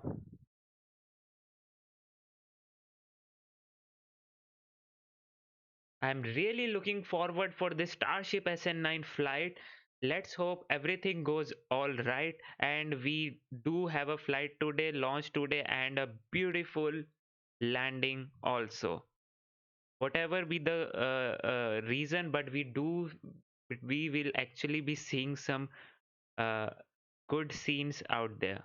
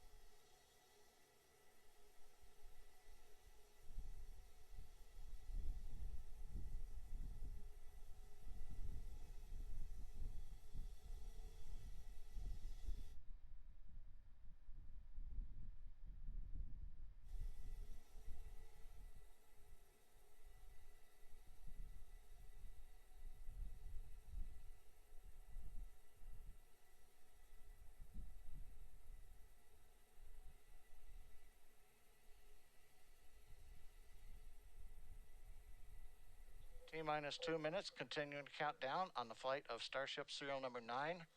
That's the vehicle on the right of your screen, currently venting.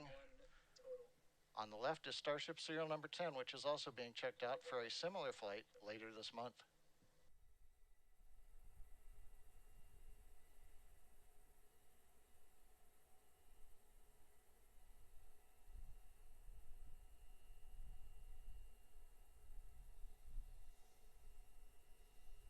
I can't believe I'm watching this thing now. Was I mute till the all time? I don't know. But guys, this is happening. SN9 and SN10, both of them are there, standing side by side. T minus 1 minute and 10 seconds now. See this beauty. Wow. Fingers crossed, and let's hope this flight Minus 1 minute to the launch of Starship serial number 9. is fully successful. All loading is complete. Next event is retract of the quick disconnect from the flight vehicle. I'll be Sash now, and let's just enjoy this beautiful moment now. Wow. T minus 30 seconds.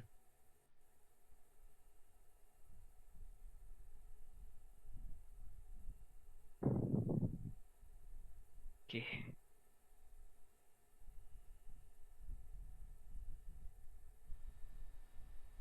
Wow.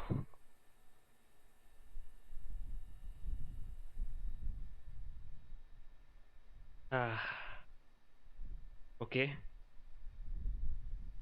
10, 9, 8, 7, 6, 5, 4, 3, 2, 1.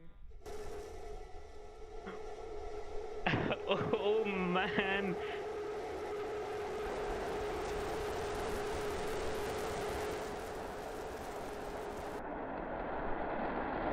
Wow. Wow.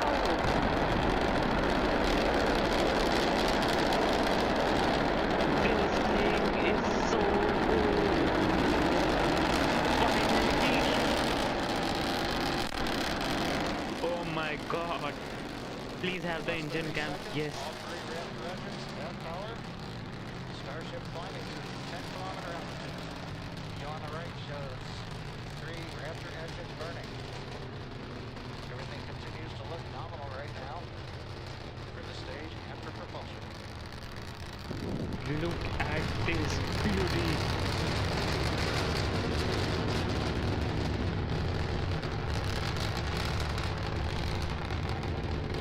This is certainly going so they have this camera frozen out there, and we do have some fire. Okay, but it is progressing very good right now. I can't just I don't have any words right now. What am I witnessing? Plus 90 seconds in the flight. Everything continues to be nominal with Starship. And Just passing through 3-kilometer altitude. Next major event is shutdown of engine number 3. here we go, and that was a shutdown.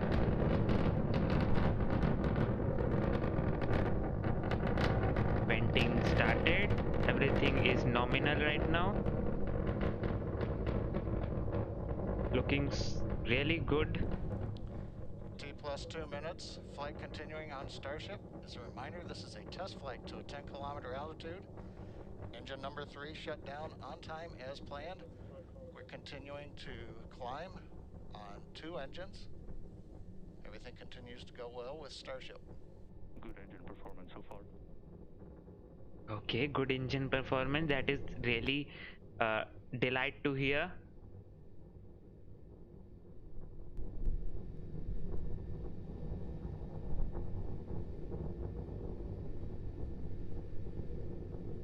Wow, see this beauty. Wow.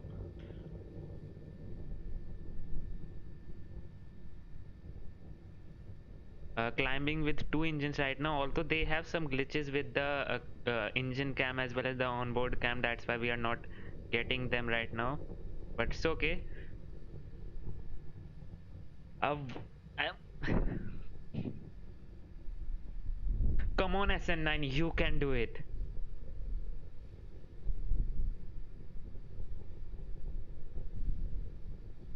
And there was the next shutdowns. T2 shutdown. Yeah. Plus 3 minutes 20 seconds. We've shut down engine 2 on time. You saw that on the screen just a few seconds ago. Starship now climbing on the power of engine number 1, headed to the 10-kilometer altitude.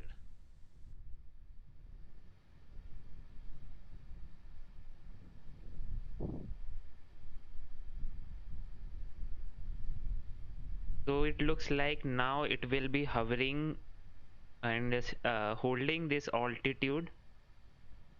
It looks like that because at this time it does that. And yep, it is holding. We can see the trails being pushed away sidewards. T plus 4 minutes. Vehicle is at 10 kilometers. It is at apogee.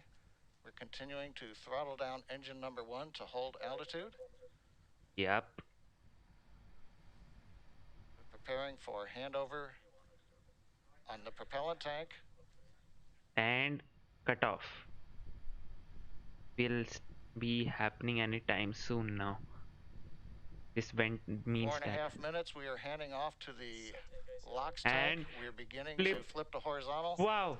And the white No. cloud, the plume you were seeing was intentional. That is a liquid oxygen dump. We've now transitioned to horizontal Oh and beginning man. the subsonic test portion of the flight, where we check out the aft and the forward flaps to hold the vehicle stability as we descend back to the landing pad. This is happening. Come on, SN9, you can do it. You can stick the landing this time. I believe this will happen today. You will see the history. You are actually see the history in making right now. Wow. I'm so excited right now. And we have the onboard cam. I just can't believe my eyes.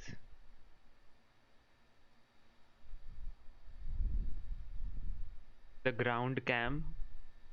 T plus 5.5 minutes. Starship continuing the subsonic descent, using the forward and aft flaps to control its attitude as we come back down to the landing pad. Everything continuing to go well in this portion of flight. Okay, that is such a good thing to hear. Now it is the time to restart the engine. Wow. Landing chill. Landing chill. Okay. Fingers crossed. 6 minutes, 10 seconds into flight. We're down beneath 1.5 kilometers. We're preparing to restart 2 engines, flip the vehicle vertical, then transition to 1 engine for the landing burn. And there you go, guys. 2 engines. One.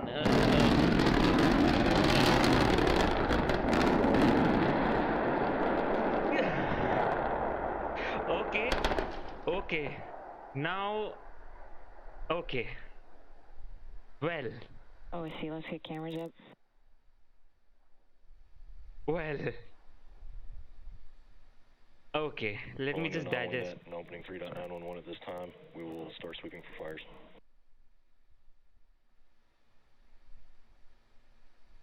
Let me just digest this a bit right now. As you can see from the scene, we had again another great flight up to the 10-kilometer apogee.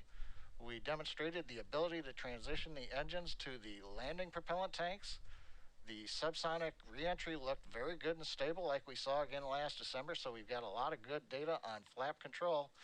And again, we've just got to work on that landing a little bit, but we'll find out from the team as they go through the data. We were in contact with telemetry all the way down.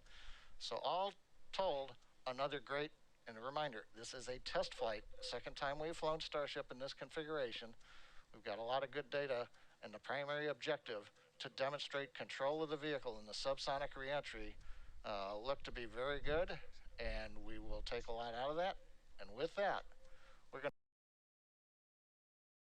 to... Okay, they ended this stream a bit earlier than expected.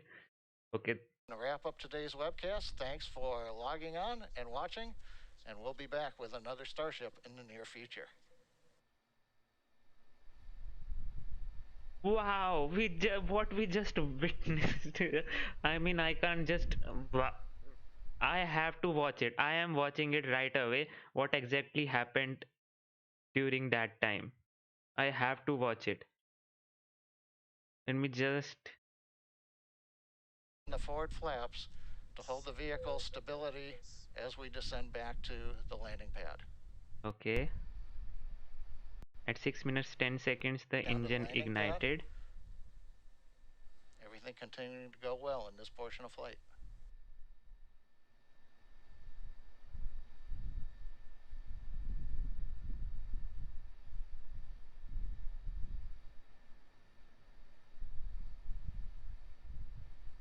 Land intro. What exactly happened? Actually, we are not even getting good views of the uh, engine cam this time, so we pretty much have to guess exactly what is going to happen. 6:10. I apparently saw the yellow 6 minutes 10 seconds into flight. We're down beneath 1.5 kilometers. We're just ignore that. preparing to restart. 2 engines. Flip the vehicle vertical, then transition to 1 engine. We can see the flaps moving. Engine started. And here, oh, actually, the second engine didn't ignite it. Yep, that was the reason. We can see there was some problem with the second engine. Okay. Oh, wait. Did it just went away? Like, we can see something coming out of the rocket. As you can see here, wait. This is something actually flew away from the rocket. I am guessing that engine was not at all. I mean, we were able to see some fire also near the engines, and then this is not a good sign here. I think this is an engine piece, if I'm not wrong. Maybe could be an ice, but does not look like that here. And here then we actually were not seeing anything here. There was a blast, and there you go, another part out there.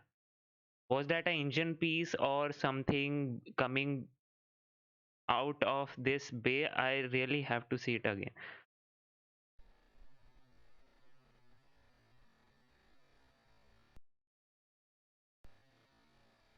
What do you think, guys?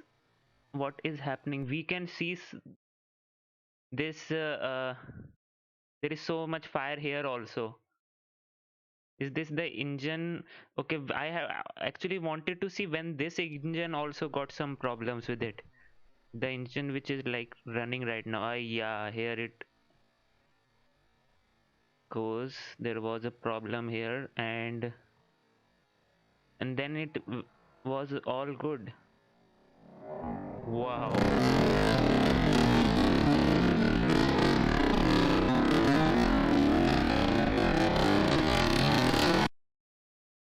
Wow. Second engine major malfunction. Like, yup, it looks like that only. One of the engine just decided to die. Yes, your local web. Actually, the thing is, first of all, I am really happy that this flight was means actually happened today. And second of all, there was some fire, if I'm not wrong, during the flight also. Let me just go to that thing a bit here. During the flight also, in one of the engine cam,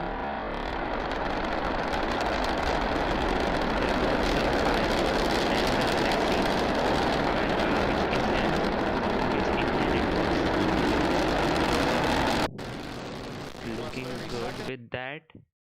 Now now actually from this view, uh, can we can we see it's a engine number 49, Raptor engine number 49 here, and right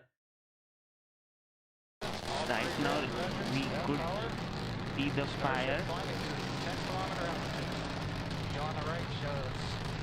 See the fire, actually the fire which was happening inside the plumbing na, that is not right. That simply means that there was some, I think that simply means that there was some leakage around the plumbing, and that's why it was like having some fire out there. And it could also mean that there was some trapped gases which was like coming in contact with the hot pipelines here, and uh, getting some fire, but that was not supposed to happen. Everything continues to look nominal right now for the stage and for propulsion. And yep, looking like that was the engine which failed. If I'm not wrong, I have to compare it with the SN8 and see what engines are actually ignited for the landing. Is this one or is this one? I have to see that, and but the fire was like on this one, right? Okay. There is another view, and then we saw the fire here also. Okay. Could be trapped gases. I'm not completely sure, but fire is always not a good sign. Looking like it was trapped gases, because otherwise if there was some like something wrong with the engine, it was it should have just continued with the fire, because the leakage was there. Leakage should be persistent then. I'm guessing that it was and the speaker also said that the flight was looking very nominal right now. Every engine was performing nominally. So then what happened during the landing burn? I actually have to see the Twitter right now, but before that I want to analyze it myself. Okay, so again.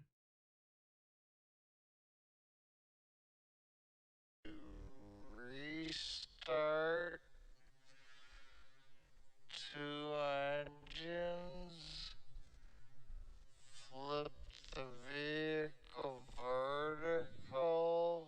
Then transition to one engine for the landing burn.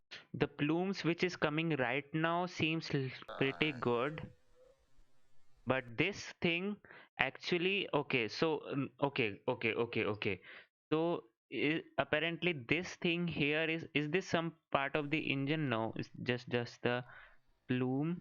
But the when the second engine started, it actually didn't start at all.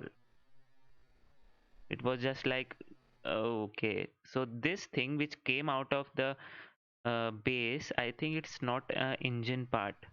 It was like, yeah, this thing which came out was from this base only, not from the engine, but from the base. And maybe it was like the protective layer or protective covering which it has on the base there. Maybe it was that only. But surely this was not a good sign. I mean, that engine, and this was also like that part only, the covering didn't start at all, and then this engine also decided to die.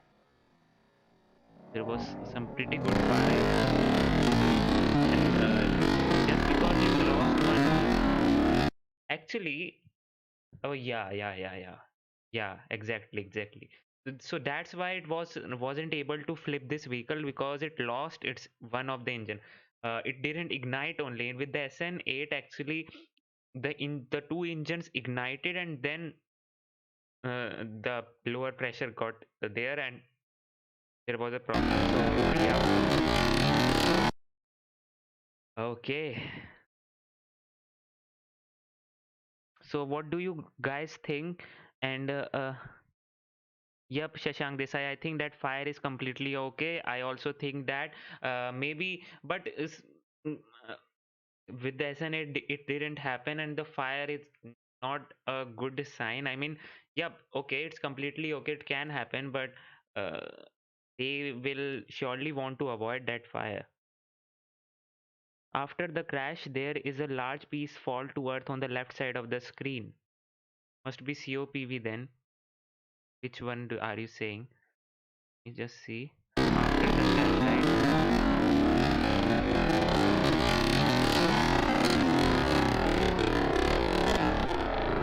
Now, okay. So let's just see what happened with the SN10. Is it still okay? So there is a large piece, and this is the launch pad, and apparently it landed in this direction. That's why very less debris came onto the SN10 most probably. Let's hope SN10 is all right. And okay, that was just a. And this thing right here, here you can. Oh, what?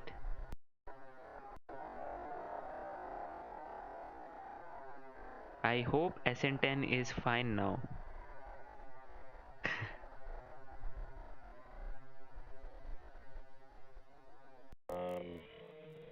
Another goodness. Okay. SN10 should try reignite the three engines. One of them surely won't start, and we'll have two working engines. Problem sorted. See, now we have to wait for exactly what happened, and that's very. Let me just see what exactly happened. The Twitter must be like right now.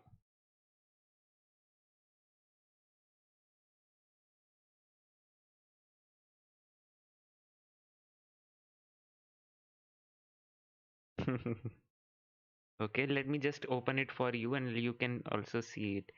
Okay, let me just do that. That would be great. Good.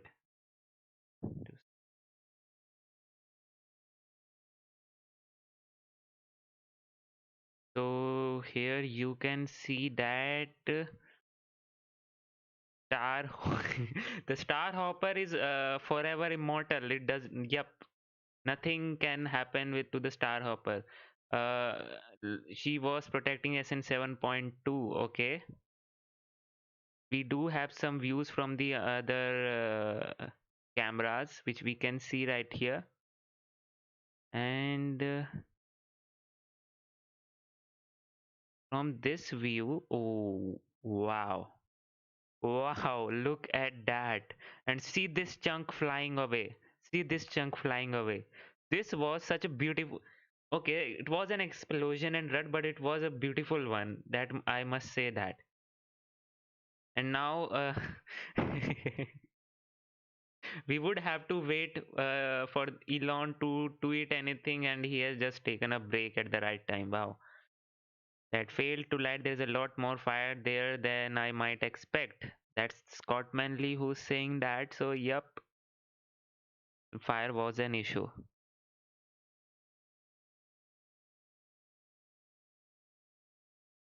This is certainly a slowed down one.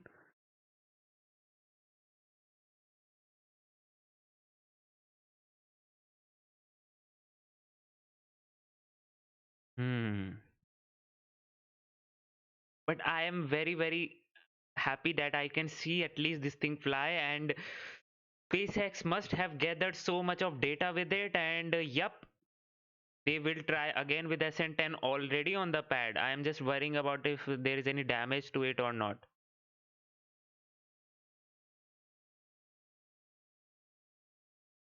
I can just see it see this thing again and again for so much of time. Is it leaving the engine? But no, I don't think so. It is not leaving the engine actually. It came out from there. There. It is a side covering, I think so. Or maybe it could happen like the engine actually broke some of its part, and that part hit that this base or the skirt of the Starship, and then it came out. Don't know for sure what was that, but looking at the way it goes, is it looking like a solid piece? to you? It does look like a solid piece because the covering which I'm talking about is like a paper only, but a metal covering obviously, but it's like a paper only. So, but this thing is looking a bit solid here.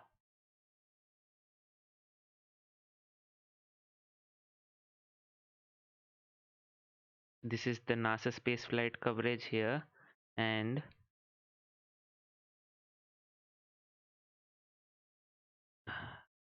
oh, whoa! See this thing. Whoa, that what I was wondering. This white cloud must be some propellant, and yep, that was a header tank propellant. Obviously, it was spent less because there was the second engine didn't ignite it, and we do have to see what happened to the SN. I'm like really worried, I should say, for the SN10 right now.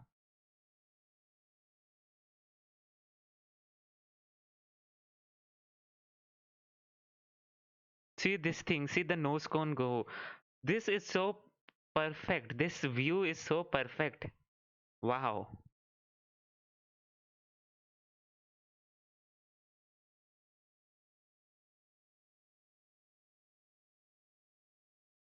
Hmm. Well, maybe it was the issue with the engine.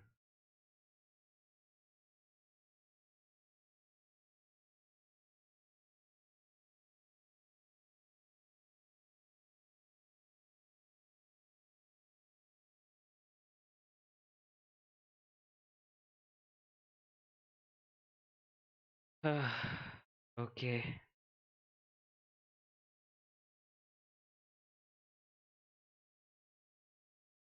Okay.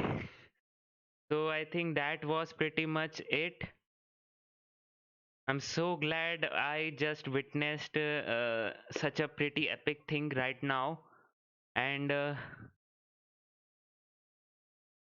they see something in the telemetry and cut the Raptors video. Maybe see Angel. The thing is, they continue to say that engine is performing nominally till the flight. I mean, till the ascent and the engine cut off.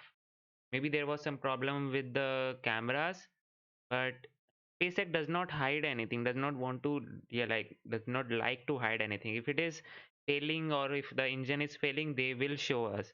I mean, they can literally they just switched to the best camera that was possible to view the landing and with the engines, because that ground cam which was there on the launch pad, if it wouldn't, if they were not sure what was happening, and uh, if they were certain like the second engine is not performing well, they would have just switched over to the drone camera and we would have never known that. So yep, that's the thing.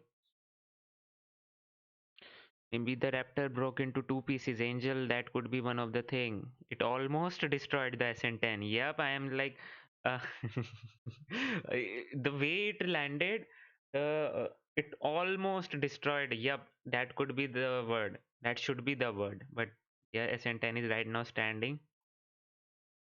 Jessa, you have unfortunately missed the whole flight right now. SN5 hop. Okay, the SN5 had one engine issue, right? That's why you are saying me. I mean, there was some fire near the engine, but it landed perfectly. I also would like to see what we got from here. Let me just see what this camera got here. Don't think so. We have got any good footage here, but still. Hmm.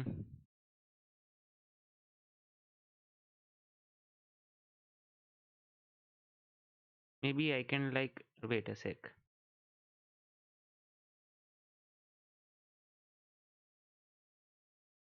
Oops, just a sec. I should switch over to that camera here.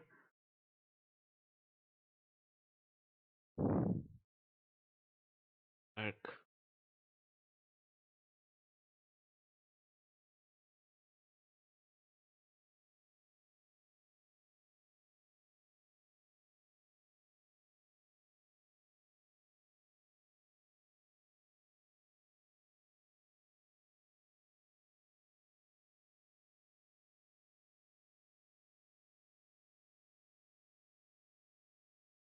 Okay, this looks good.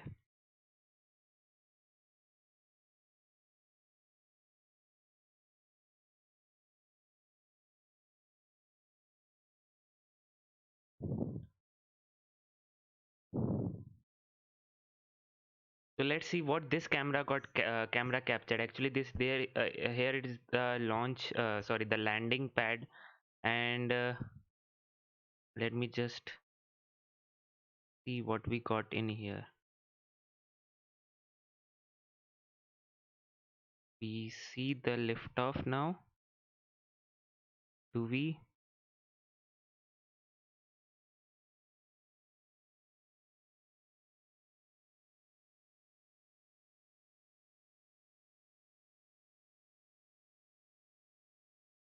Okay, liftoff.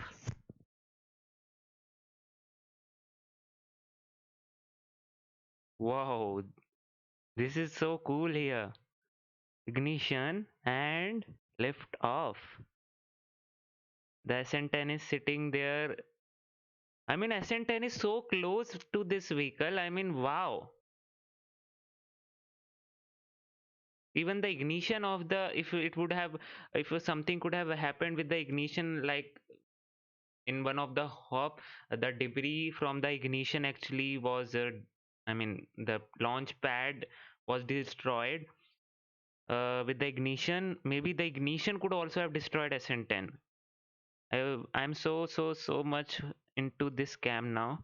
Let's just see what happened during the landing here.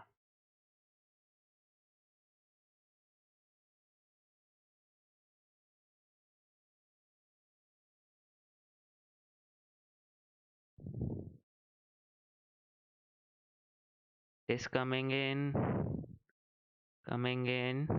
Yep, there it goes. Whoa, and yep, something actually hit this thing, hit SN10, and there you go. This Star Hopper was literally the one which actually took most of the impact. See this thing. This is in the real time is so cool. Boom. See, it just protected this SN 7.2. And there goes all the debris flying all over, and I can see some part of the debris actually hit SN10.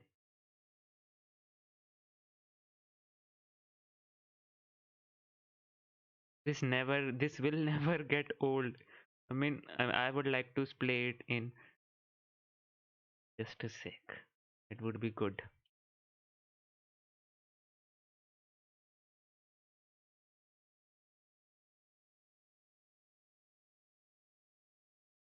There comes SN9, not able to flip. All right, it actually rolled also, and then there's the first impact right there. Now just crushed all over, and the debris is flying. This one right here actually hit SN10, as you can see right now.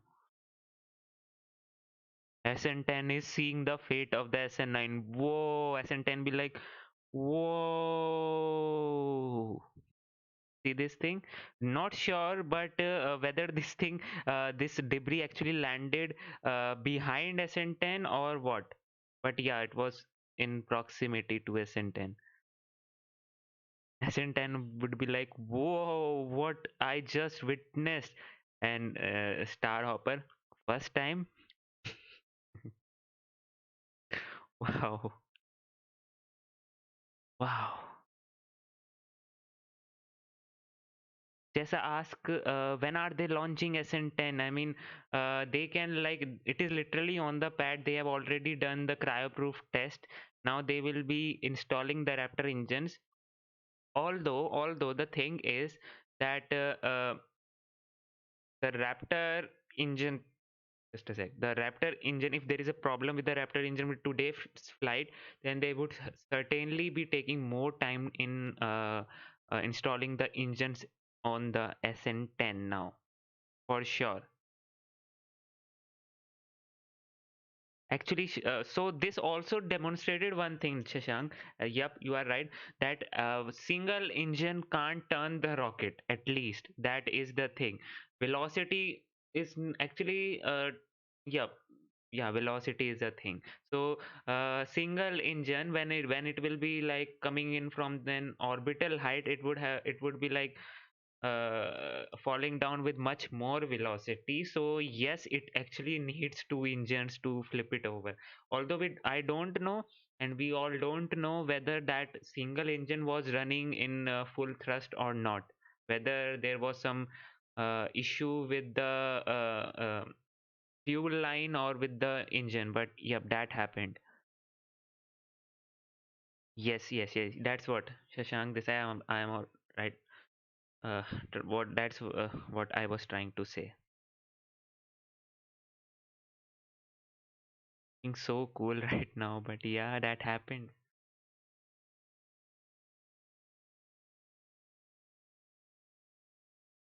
Do we have any other updates? Just see.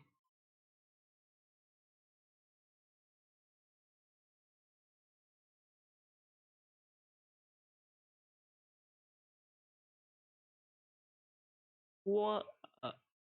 What the hell have they? Okay, no, I would like to record this thing. Rather, if they have like taken down this video or what? Have they taken down this video? Just a sec. No. It is up. I don't think so. They will take down this video. So yeah. Okay, no worries.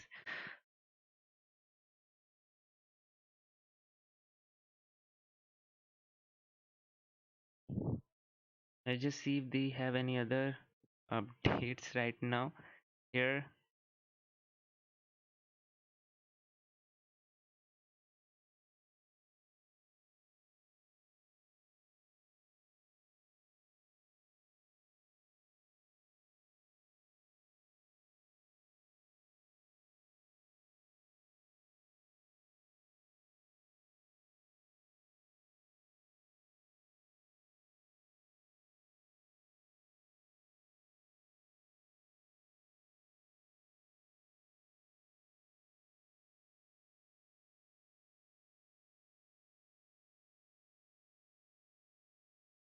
Wow.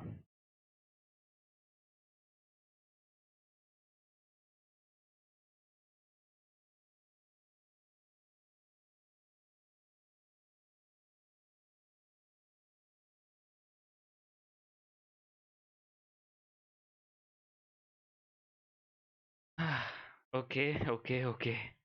I think that is pretty much about it. I can replay the stream once again for we to have a look, and then I can end the stream. Oops. 4, 3, 2, 1.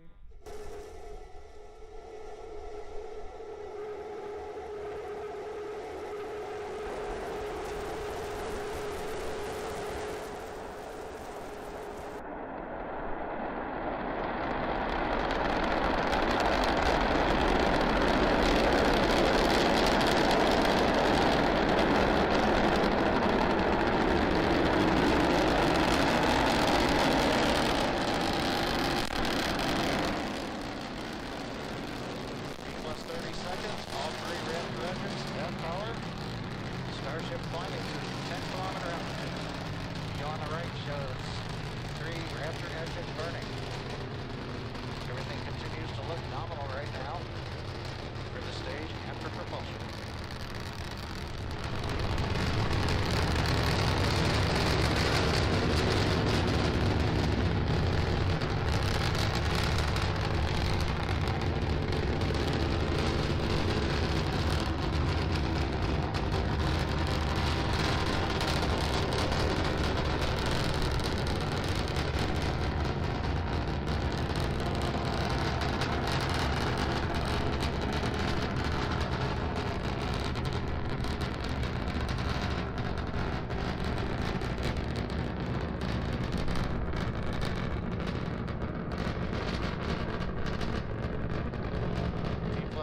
seconds into flight. Everything continues to be nominal with Starship.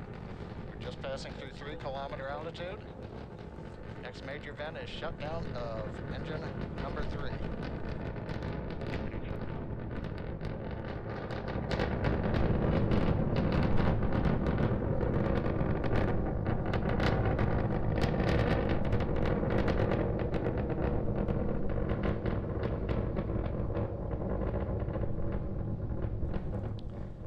Plus 2 minutes, flight continuing on Starship. As a reminder, this is a test flight to a 10-kilometer altitude. Engine number 3 shut down on time as planned. We're continuing to climb on 2 engines. Everything continues to go well with Starship. Good engine performance so far.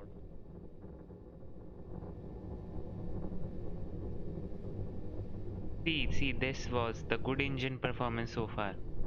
And okay, that comes with a clause.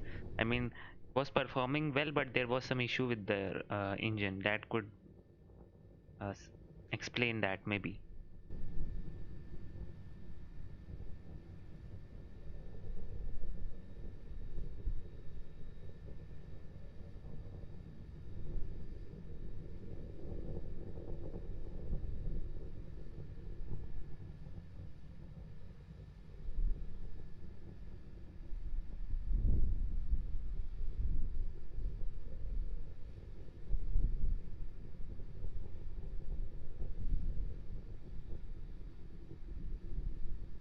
T2 shut down.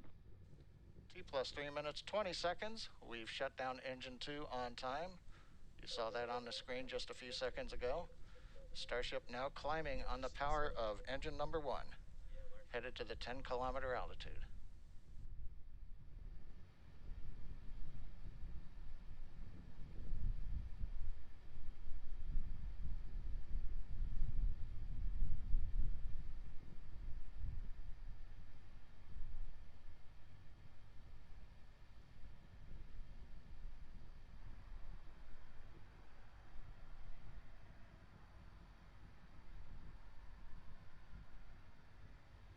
T plus 4 minutes. Vehicle is at 10 kilometers.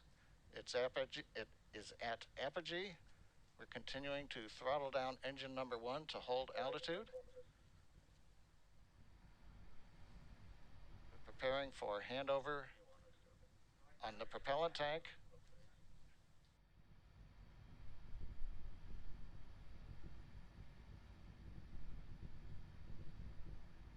4.5 minutes, we are handing off to the LOX tank. We are beginning to flip to horizontal.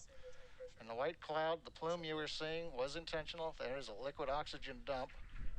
We've now transitioned to horizontal and beginning the subsonic test portion of the flight, where we check out the aft and the forward flaps to hold the vehicle stability as we descend back to Whoa, the is landing this pad. a fire right now?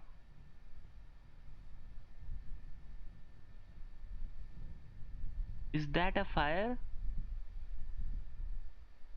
Or it's just the liquid oxygen dumping? I guess it's a fire. Looking like it, don't know for sure.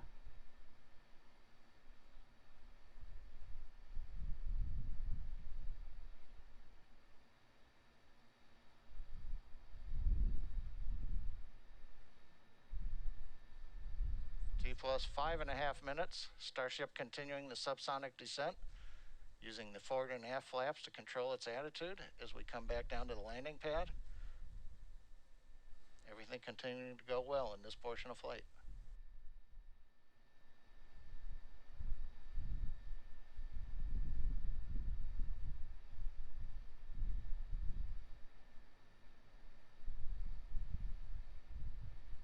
Land intro.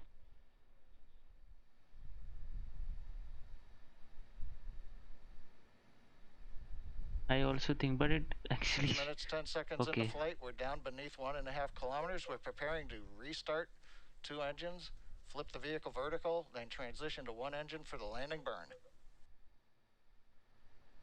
The propellant was flowing.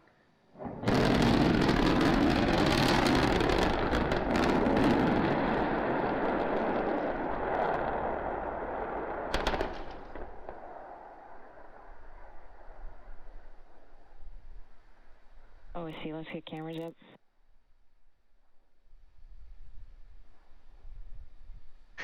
Well, this was a pretty Going to epic. anomaly net and opening 3.911 at this time. We will start sweeping for fires.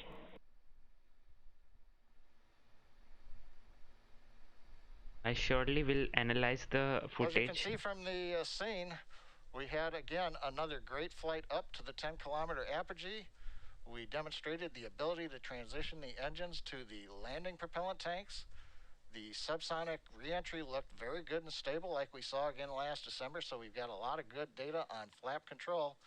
And again, we've just got to work on that landing a little bit, but we'll find out from the team as they go through the data. We were in contact with telemetry all the way down. So all told, another great, and a reminder, this is a test flight, second time we've flown Starship in this configuration. We've got a lot of good data, and the primary objective to demonstrate control of the vehicle in the subsonic reentry look to be very good, and we will take a lot out of that. And with that, we're going to wrap up today's webcast. Thanks for logging on and watching, and we'll be back with another Starship in the near future. Okay. So it was like, yes, first of all, let me just switch over to the SN8 flight. I would also like to see that for comparison purpose. SN8 US. Very cool. This was so beautiful. This view was so beautiful here actually with the SN8. I mean the SN8 flight was more spectacular in this way. But the SN9 was more spectacular in some other way. But the thing is, 10, SN9 actually 8, suffered so 7, many problems. 6, 5, 4, 3, 2, 1, 0. We have liftoff.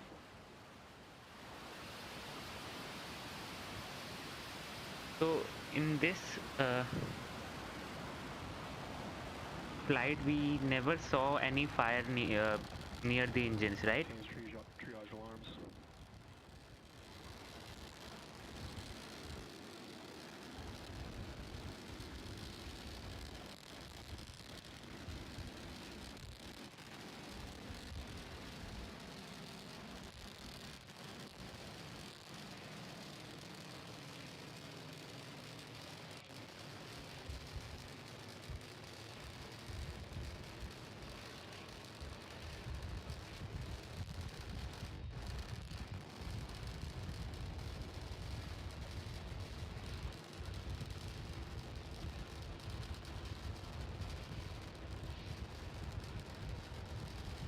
The plume also look, I don't know if it is me or what. The plume is more bluish in color. Maybe the weather, because of the weather it is. Don't know for sure.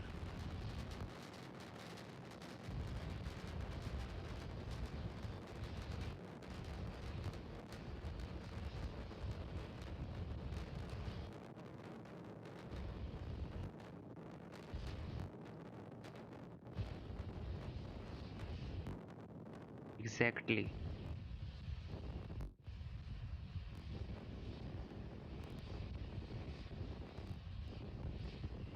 See, that's what my concern is. When the engine shuts down, then though I can expect a fire that like this, because there is some dumping of the excess or you can say residual liquid oxygen and fuels. But when the engine is running and then if there is a fire, that means there was some leakage. I think so. Just some like oil leakage or what. I have no clue, but yeah, the fire is not good. In this flight we didn't see any fire.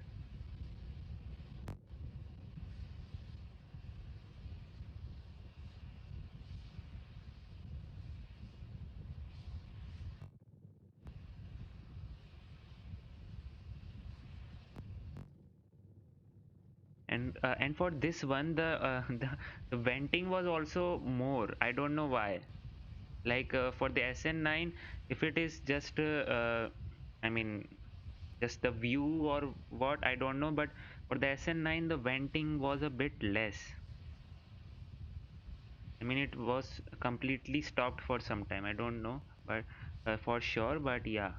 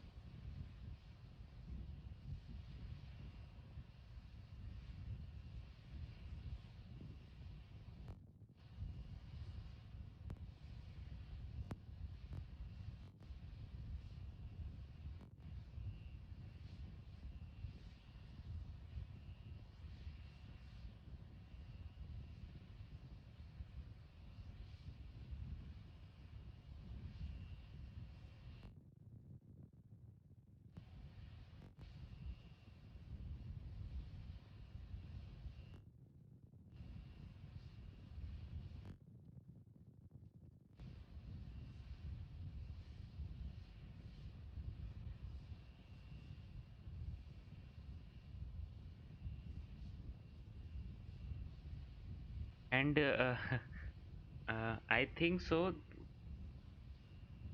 Okay, maybe they were just testing or what, but this one actually pitched a little bit downwards, SN8. I'm right.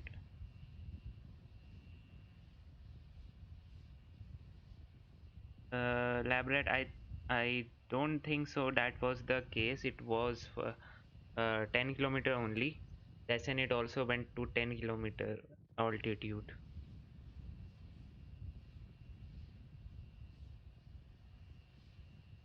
See, it is like pitched downwards, and with the SN9 it was not the case.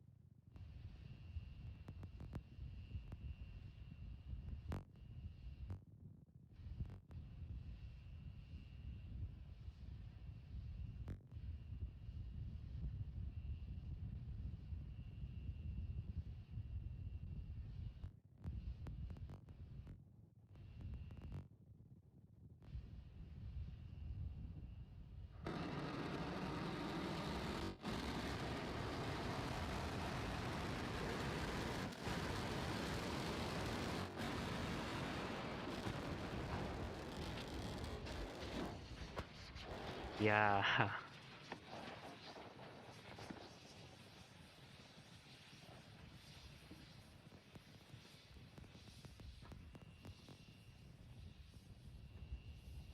Yes, yes, Labrat, you are right. It actually ascended to 12.5 kilometer altitude. My bad, I uh, forgot about it or what? It was intended to go to 15 or what? That's what is actually confusing me. But yes, as you just saw with the SN8, it was more, the belly flop was more stable because to both the engines actually ignited, and yep, it was able to flip the rocket. But with SN9, that was not the case. Okay, so whatsoever, SN10 is next up. It was just sitting beside the SN9, and hopefully it didn't get much of the damage. And yep, we will see SN10 in the near future, maybe in this month only, because it's just on the launch pad, cryo-proof test done. And only they have to now install the engines. But yep, they now first of all have to figure out what was the issue with the rocket. If there was some issue with the engines, maybe they have to reconsider their decision of installing the engines. Or maybe they installed a different version of the engines in SN9 and it didn't work. Anyways, whatever will be the reason, we will surely be getting some information regarding it. And hopefully I will also post a post flight analysis, whatever I could see, or whatever I could get from different camera angles, and and post the video on my channel. So thank you so much for joining in. Thanks, Jessa. So kind of you. Really appreciate your support. And I think so I can now end the stream. I will. I can't sleep right now. I will surely be analyzing the footages and see what I can do. Thank you so much for joining in. Yeah, and it was a pretty good ride with all of you to actually witness this in person. And yep, I am so happy that it actually launched and the SpaceX were able to learn something with this. So hopeful with SN10, and let's hope that SN10 succeeds and we can actually see. I actually wanted to see this camera also, where the when the it actually when it collided with the surface. But don't know for sure. This SpaceX live stream was really very short. It happened like almost T-4 minutes until the launch, and when it just when it was a red, it just completely took down, not took down, but yeah, what should I say? Stop streaming, yeah. So yeah, that is pretty much it. Do look out for the video. So until then, this is Priyanshu Roila. You just saw Rocket Gyan. Stay safe, stay healthy, and bye bye.